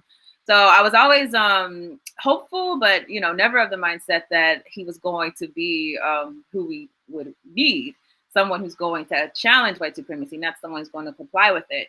However, because Museveni is just so horrible, a lot of our people were excited to see that someone else might be in that position. What we've seen consistently, and it's just become more and more apparent, is that Bobby Wine has been keeping company with the imperialists. He's been going to Europe and meeting with them. He's been going to America, meeting with the National Endowment Society. Like, he's been meeting with different institutions that have a record of oppressing our people, that have a record of being complicit with governmental structures. And then it all came to a head, I think, whenever we saw, I believe it was last week or the week before, when he tweeted out, that he had met with Juan Guaido, who is the puppet that is being pushed inside of Venezuela. And just in case, real quickly, if no one's familiar with what's going on in Venezuela, the United States is trying to basically push out the current president of Venezuela because he is not going along with their interests. He is not listening to what they tell him. He instead is focused on tending to his people. And they did so by picking some other guy named Juan Guaido and basically trying to push him as being the new president of Venezuela. The Venezuelans have said, no, we do not recognize him, but the United States has recognized him. And Bobby Wine had a meeting with that person, that same puppet, and he basically showed us right there, who was the one that orchestrated that meeting. I doubt you were just going out meeting with Juan Guaido on your own. So who's behind the scenes? Who are your friends? Who are you talking to that made you think that this was acceptable? So he's shown us some very, very, very questionable alliances that he's had. And I am no longer of the mindset of being hopeful for him. Although Museveni is horrible, is a puppet himself. I do not advocate any continuance of the system. And if it looks better, like I said, maybe Bobby Wine would be like compared to Joe Biden, or compared to Trump would be Joe Biden. Maybe he would talk nicer or do things nicer. Maybe he wouldn't do things so arbitrarily. But if you're still a puppet, you're still a puppet. And that's how we have to look at it. Yeah. Particularly in this case, this is also one of the things that when we talk about mindset and even understanding the Western agendas, do you think like somebody that grew up on the continent, yes, is a politician versed with the structures on the continent, that could really understand the Western agenda? I do. I think so. We've seen examples of that. The biggest one who this has just been to me very consistent is someone like Julius Malema, who's born and raised and bred in South Africa. But I think South Africa is also a unique country in that they deal with outward and clear white class that is enforcing their power. So that does come to play. But I think, like we were saying earlier, the key is, and this is why it's so rare, it's not that Africans are unaware. I think, first of all, if you talk to, just wherever African country you're in, I think there's a general sense that, people are doing things in high places that are not reverberating into a benefit to our people. It's very much, I think, the issue, or the people understand the issue, but we don't see the faces. And until we actually enforce into our people, yes, we understand that you don't see who's behind the scenes, but they're there. And we have to destroy the system that is propping them up. Until you enforce that into our minds, then no, we're not going to be in a situation to actually be able to challenge the situation. So yes, there are people, I think, who are born and raised in Africa, but I do notice that, particularly when I'm like doing research on a lot of our Pan-Africanist leaders, there is like a real commonality that a lot of them may have left the continent. So when I'm thinking about like Nkrumah, like someone who left, and from when leaving, they became aware of the actual people who were behind the scenes and what they were doing. And then they go back to the continent with a very different mindset. I think that's very common because when you're actually in enemy territory, it's a very different mindset that you're going to get about your struggle than when you are given the guise that your problem is Black people and not the people who are controlling your leaders. Okay, I pick up this call and then, hello? Hello? Yes, hello. I just wanted to respond to what Sheree said about Bobby Wine. Yes. I come from Uganda, and I am one of those people who've grown up in Uganda, oppressed by Museveni. Okay. I don't agree with what Sheree has said. Just because Bobby Wine is trying to reach anybody who can help doesn't make him a puppet of the West. We have nowhere to go as in Uganda.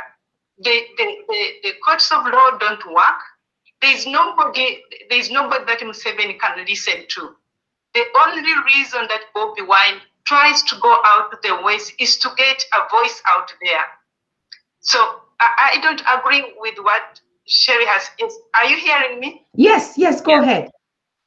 Yes. So I am one of, we are people who've been oppressed in Uganda. Everybody has. And I don't know if you can say, I don't know who is it. It's not about the better angel or what, but we don't have anybody else to listen. Mm-hmm. There is no way you can say that Bobby Wine shouldn't talk to the West when there is nothing people can do in Uganda. You've seen how people are beaten. And we've gone to court. We've done everything there is anybody can do now. We are trying to talk to anybody who can listen, who can help us advance our agenda. Mm-hmm. This has nothing to do with Bobby Wine wanting the West. Of course, we have to work. That's like she's telling us we have to work with the system. The system is against us anyway. So even if it wasn't Bobby Wine, we have to deal with these people, but Bobby Wine is for Uganda. Bobby Wine is for the poor people. There is no way Bobby Wine is going to sell Uganda like Museveni has sold Uganda. And I feel so passionate about this because I've seen how people are dying in Uganda. Every day, young people, 20 years, 17 years, they're killed. They're in jail, they are rotting in jails. Their fingers are plugged out. They're just like doing the most horrible things that you can imagine. So for you to say that you think that Bobby Wine is like everybody else, therefore you don't want to support him, it's really, in my opinion, for those of us who want change, saying that we should give up. All right, thank you, Ashe. Thank you for giving your perspective, sister. Just hold on to hear what she would say, okay?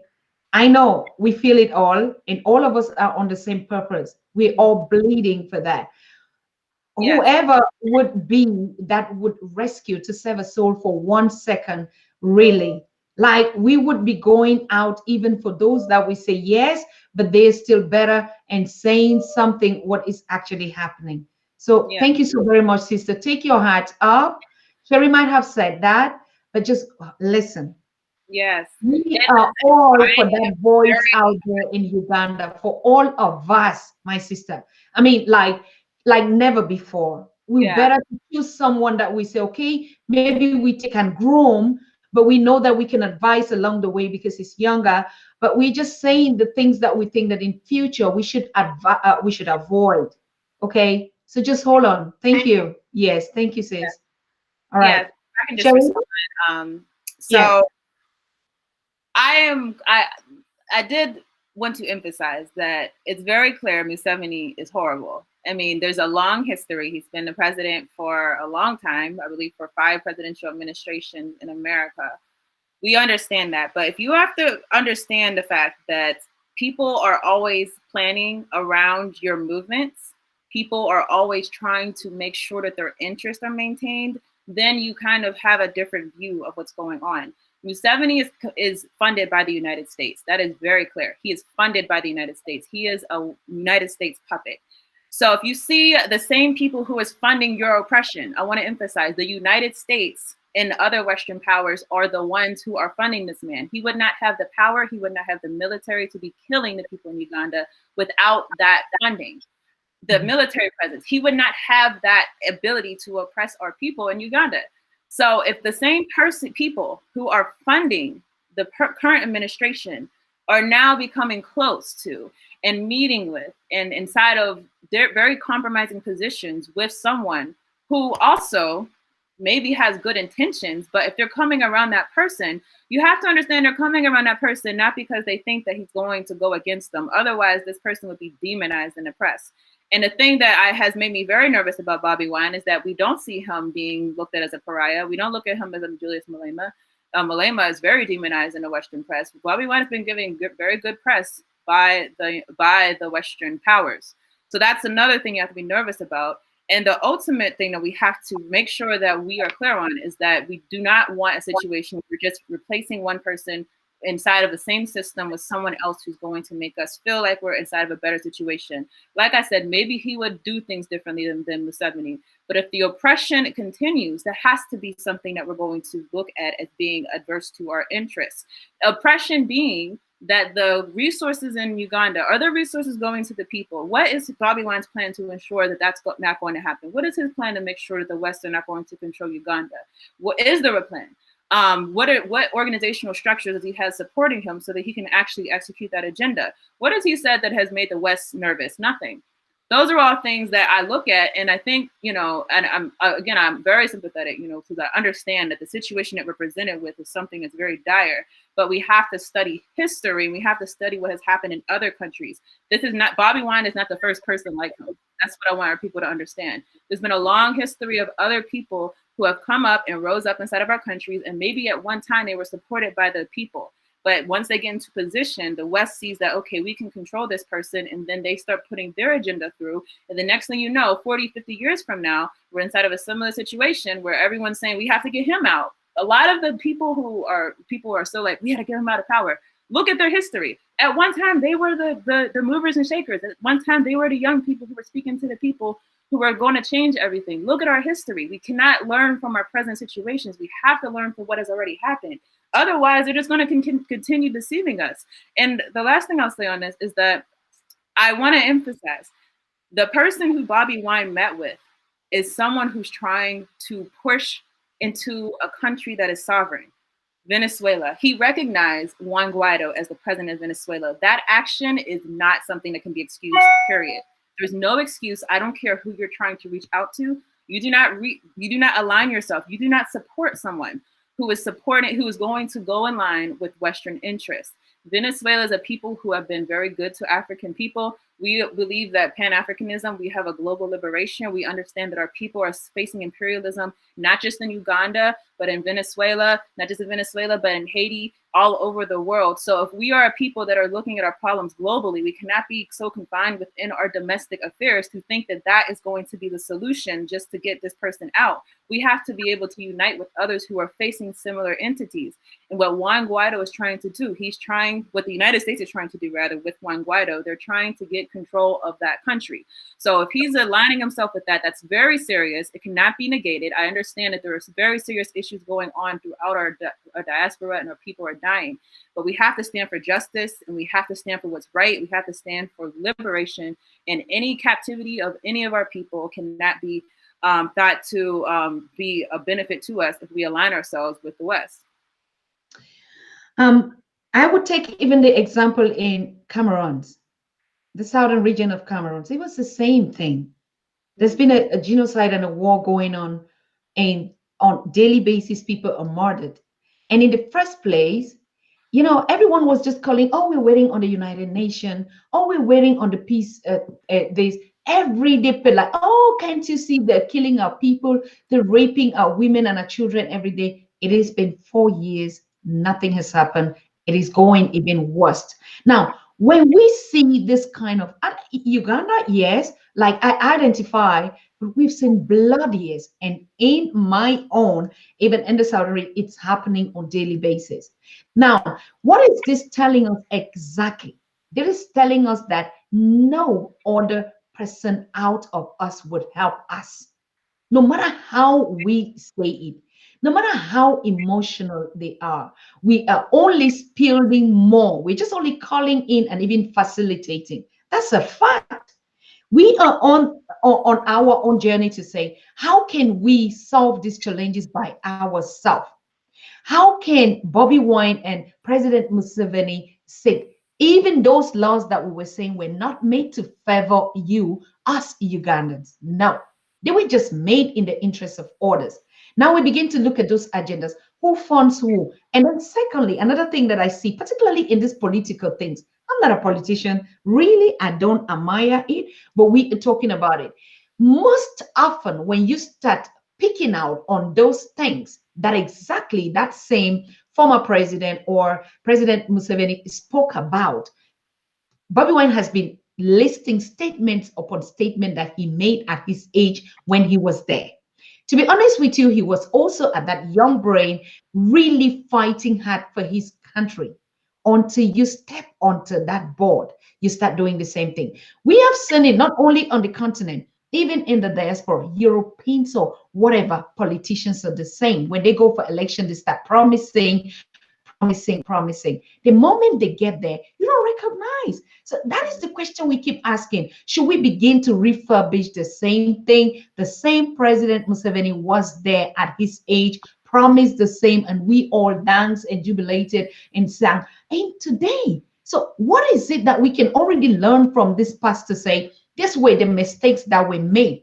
Before we even entrust some other, what is it that we need to pay attention on? And I think this is very relevant. We're always doing that same mistake. Another young person is going to come and start talking about the issues of the former president or the outgoing that should be. But when you get there, it's just going to be the same. So there is an invisible hand that we are not seeing. That is the hand we want to address. But we have to be honest with ourselves to know that irrespective of we say we're done, we're all going to die. We would be, you don't die even of debility, you're going to just sleep and die. Yes, but The fact is, we are saying, should we continue to do the same thing? Should we look at other models? We're not particularly even at him as a person or his vision. Beautiful, perfect vision. Sample, Sheree, you're there doing the same thing, and somebody would just come and put you and put billions into that. You would shut up, start doing. I'm sorry, you would not be saying the things that you're saying, isn't it? Right. Absolutely. And I agree with every point you made. It's a big part, I think, is that things can continue like this because, like you said, we don't look at our situations in line with what has already happened. And we kind of become divorced from the global colonial struggle. Understanding that this has happened so many times, a lot of the leaders who we beloved at one time now get into power. And then all of a sudden, those same people who were meeting with them behind closed doors. I mean, this is one that a lot of people don't like, but think about Nelson Mandela. Nelson Mandela, who, in my opinion, even when he died, I think, he was still someone who is someone that we should still look at good that he's done. But a lot has happened because of the compromises that he made before he was even decided the position when he was in. Whenever he was released from or working on the release, he was making compromises for the South African people because he was meeting with these big executives. He was meeting with these international governments, and they were saying, let's set up a situation in South Africa where the African people, once we basically have you as president, you're still going to be in a situation where we control the wealth. Those are the concessions that were being made. So my point in saying with Bobby Wine is that you have to understand that these people who are around him, they don't go around people who they don't think they can control. That has to be emphasized. They don't go around people who they think are going to turn on him. Could he turn on him? Absolutely. I could be absolutely wrong. Listen, I'm a person just like all of us. So I know that I could be wrong and he could completely go against the grain. But what I am saying is that him taking certain actions that to me are a jeopardy to not just African people, but just really people, any people who are trying to fight against this system, him taking certain actions of compliance, like that meeting with Juan Guaido, those are things that we have to look at automatically and say that you are aligning yourself with people who have a history of doing things around behind our backs, in front of our faces, that are going to lead to the same colonial result. So that's really what I was trying to emphasize. I think there's also something that we need to articulate here, because I think this point that we're getting to is very sensitive, but it's very important that we look at it in the face and say, yes, it doesn't matter how it hurts, but something would have to stop someday. Now, if I look, I keep talking about the situation in my country where we are just wanting that peace to reign among us. How many delegations have visited the conflict in the Cameroons and come back and nothing has changed? Up to the Pope. How many United Nations security agencies and how many turn by turn has visited President Paul Biya, and they have spoken until today, nothing has changed. Now, we as African people, let's be honest about this. So who has the power? So you can fly this jet, you can go under some mighty organizations, but if that president say it's not going to work, it's not going to work. So where does our power structure lies? Maybe, just maybe, it is also time that when we engage in the opposition to change let us begin to hold these conversations among us. Even in the structures, like I had also some reflections. I always was talking about this. I'm not giving my own personal opinion, but I gather the opinion of the pool. I'm also somebody who will say, we don't want no war. We bleed every day with Uganda or Southern Cameroons or Mali or wherever it happened. That's why we even hear Sheree. If we were not these people of that heart, we would not be sitting here talking about that. We'll be sitting maybe getting paid on some foreign media and earning so much money. But just that mere part to know that advocacy is already putting out a voice, which is already a risk talking, but you have to be objective, critical, and straight to the point. Stop lying to ourselves. Like I just said, there are a lot of opinion polls that will say, maybe we should start doing things differently. Oppositions to talk to our kings. And we find a way, like Ghana found a way to mediate. Even when they lose that election, they brought in their kings and they had to mediate the process. And so we heard that no noise was outside. even though the opposition cried foul. But what happened behind the gates? What happened behind the scene? We did not see no British or envoy being flown in to settle what is actually their own. Could we start also thinking as a model? Then the last thing that, to be honest with you, when you look at this thing, we say we're crying out to those voices. He reached out. What has changed? What has changed? It is just going to be another big head news. It's just going to be another media story to sell, get followers, get adverts paid, and nothing would happen. He has reached out. He can reach out. Nothing would happen. We have to seek these solutions from our own self. It will work. And they enjoy it when they see us against each other. And exactly that's why when you come, you pick up the same agenda that your former person did. Nothing changed. There's nothing that you said this. He just said, you promised this, you never did it. You promised job, never. You did this, you did this. Maybe when you get into that structure, can we begin to think of doing things different? We're not saying Bobby Wine is wrong or doing something, but we want to nurture and take these case studies and examine them. The incumbent, nobody wants him. We're just saying, yeah, you're going to be there, Father. We know that your time is ticking, like it or not. But what is it that we want to see for the next person that will be sitting there? Do something different than the usual. Sheree? Absolutely. I don't even know if I have anything to add. But I think you hit it all, hit the nail on the head with everything that you said. And it's true. It's true. We have to do something different, and I feel like I said it like 20 times today, but just one last time, the system will remain intact unless Bobby Wine, if he were to be elected, had a specific agenda of tearing it down and building something up for the people. I've not heard that articulated. And and I also see the company he's keeping. If those are his friends, they would not allow that to go through. So these are all things that we have to keep in mind. Our problem is Museveni is funded by the United States. I want that to be emphasized to people. He would not have the ability to oppress the people without funders, without support.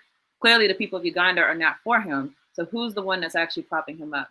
So we have to understand that he is not the central of the problem. There could have been anyone else in that office who was going to be compromised to Western interests, and the same results would have occurred. So the solution can't be moving out one person into the system and putting another person into the system. The solution must be someone who in Uganda, a people in Uganda, or organization in Uganda who are going to tear down a system of colonialism that is allowing these types of atrocities to happen. Correct. I'm picking out this last call. Hello? Hello. Hello. Hi. Peace and respect to both of you. It's a beautiful thing to see two beautiful queens from the melanated ecosystem meeting together, 20 years ago, 30 years ago.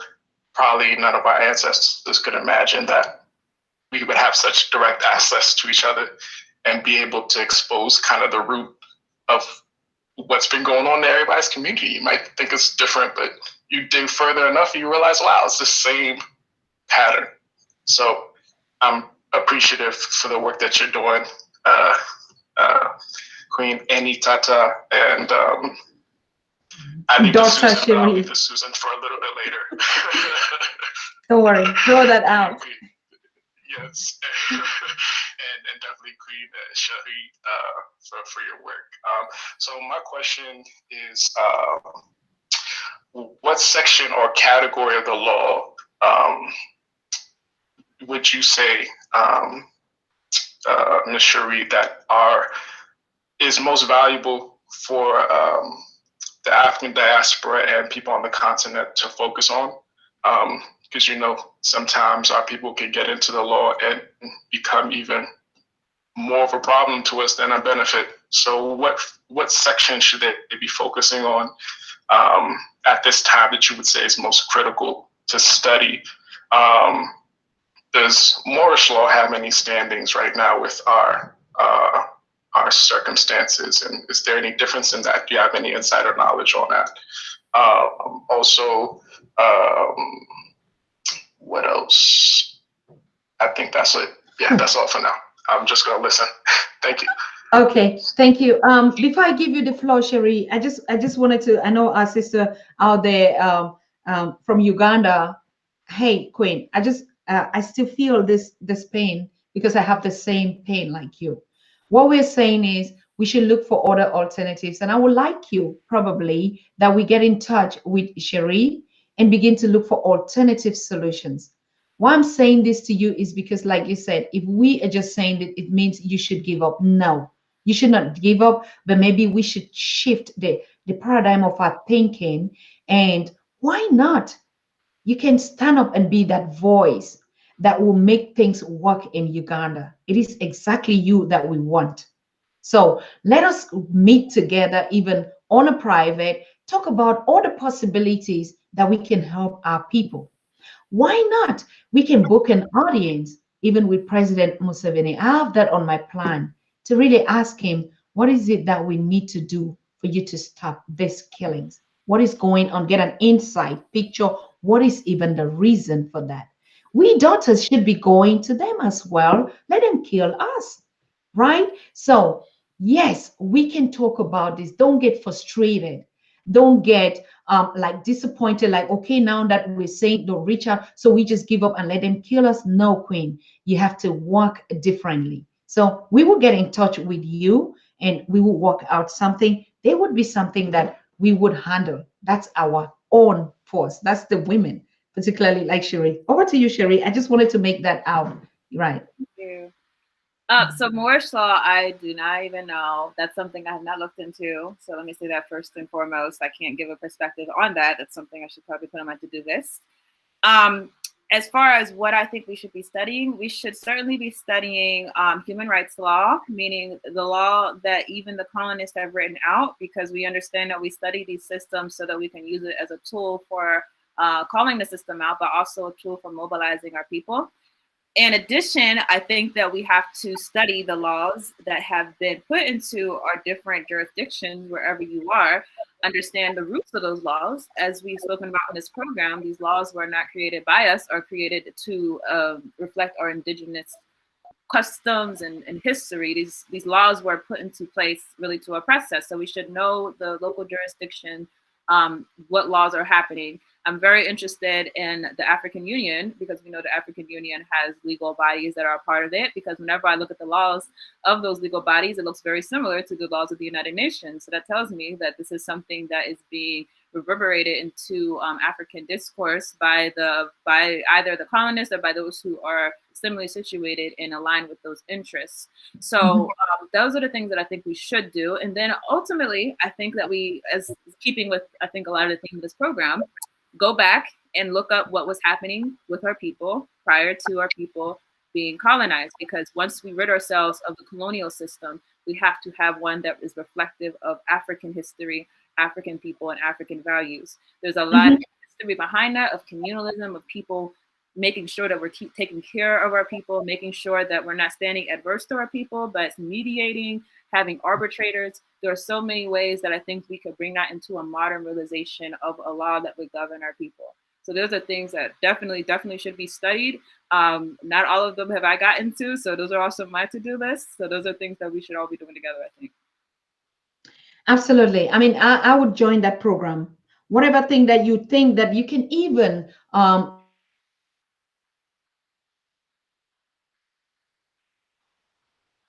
to start on, just to get, like we say, where there's no doctor, a crash course, like for us, just to get it. Do you do such webinars or stuff like that? I think, I don't know if it's my end, but it kind of got sketchy for a little bit, so I didn't catch the whole question. Yes, I said, do you do like webinars on crash course, even just, Yes, know? Definitely in the future. Like I said, this is something I'm still building towards, I'm still becoming familiar with. There's a project that I intend on releasing with my organization probably next year, where we're really going to break down the colonial situation through the law. And so that's something that definitely I will absolutely make a priority. And there are many lawyers who I think also have that ability, who have also studied and have already engaged in the side of that issue. There's a lot of people who are trying to raise the claims of genocide of African people to the United Nations. So we should all reach out to different people who we know in our community are already pushing that envelope. I think it's on that. It's on that. We have to do it. But the idea is, I would trust doing it with you because I know your consciousness. Yes, every other lawyer, just having a profession as a lawyer, would actually not do it with that focus of being conscious, right? That's the difference. Like, we can get any lawyer, but if your intentions and your vision is for a united people, then you would interpret that law actually differently to suit you. But if we are not, just because you're a lawyer, well, no, you're right. Absolutely right. So let me be a little more specific. If you know anyone who is very much driven by African liberation and anti-colonialism, those people, I know they're far and few between. I'm starting to become more familiar with them as I go. But certainly, as I get to that point, I don't want to put something out there that I feel like is not well studied. So right now I'm in study mode. I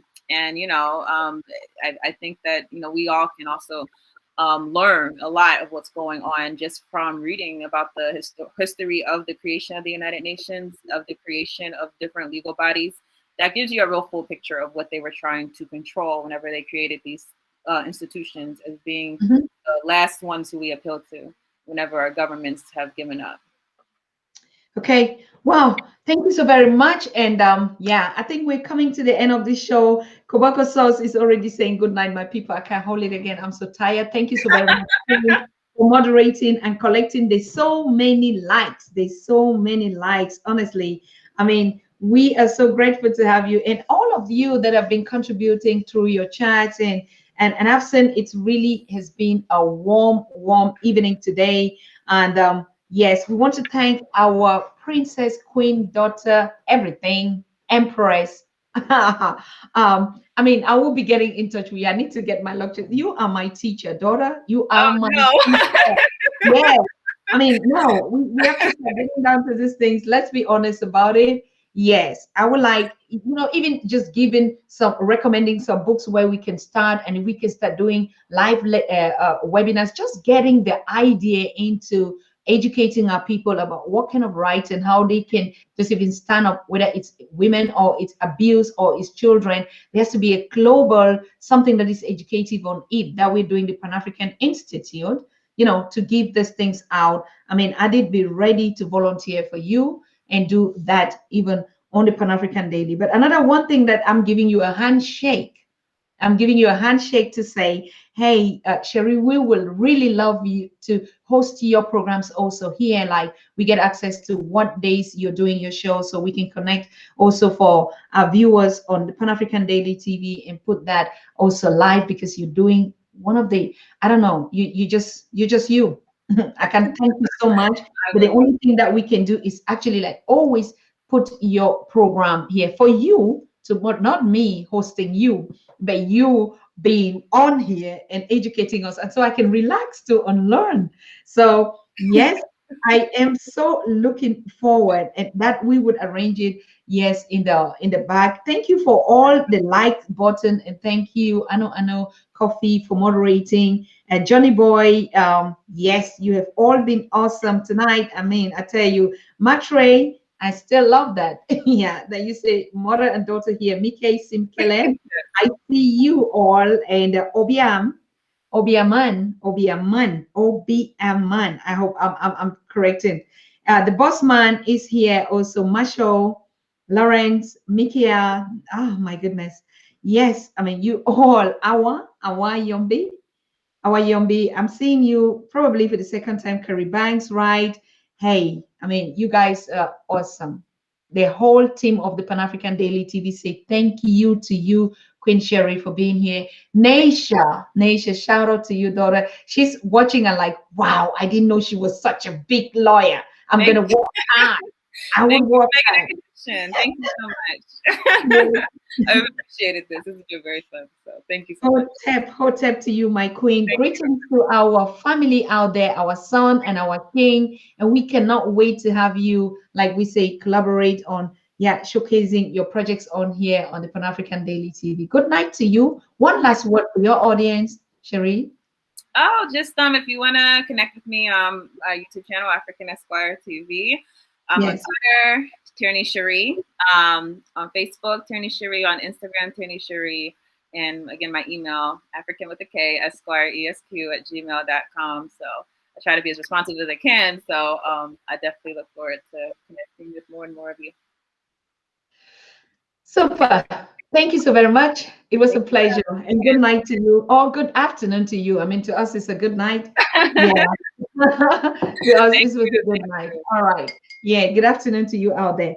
And to you, my dear, lovely people and family, Hotep family here, the Kemet family, the Al-Kebulan family, wherever you're connecting tonight. If I did not mention you, hey, I'm sorry, because I see David Collins here, Irene Kalibala, David Wine, Mary, Woman, Stephen, of course. Hey, Voodoo Child. Voodoo Child, it's been a while. It's been a while, honestly. Netron means it can fire all of you. I see you out here. El Hadi of, the real man, always on time. Yes, I want to thank you. And particularly also those that are watching from our Facebook platforms, which directly I cannot have that overview. I've seen the many of you that have been streaming and joining in to share your contribution and your commentaries with us.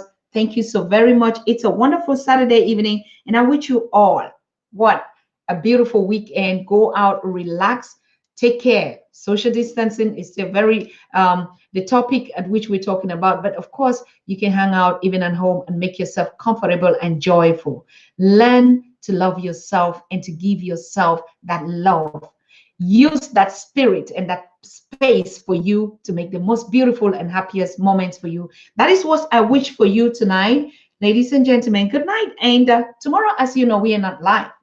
Okay, Monday also we're not live, so we're gonna see ourselves on Tuesday. And yes, keep it up for motherland and for ourselves. Good night to all of you. Bye bye.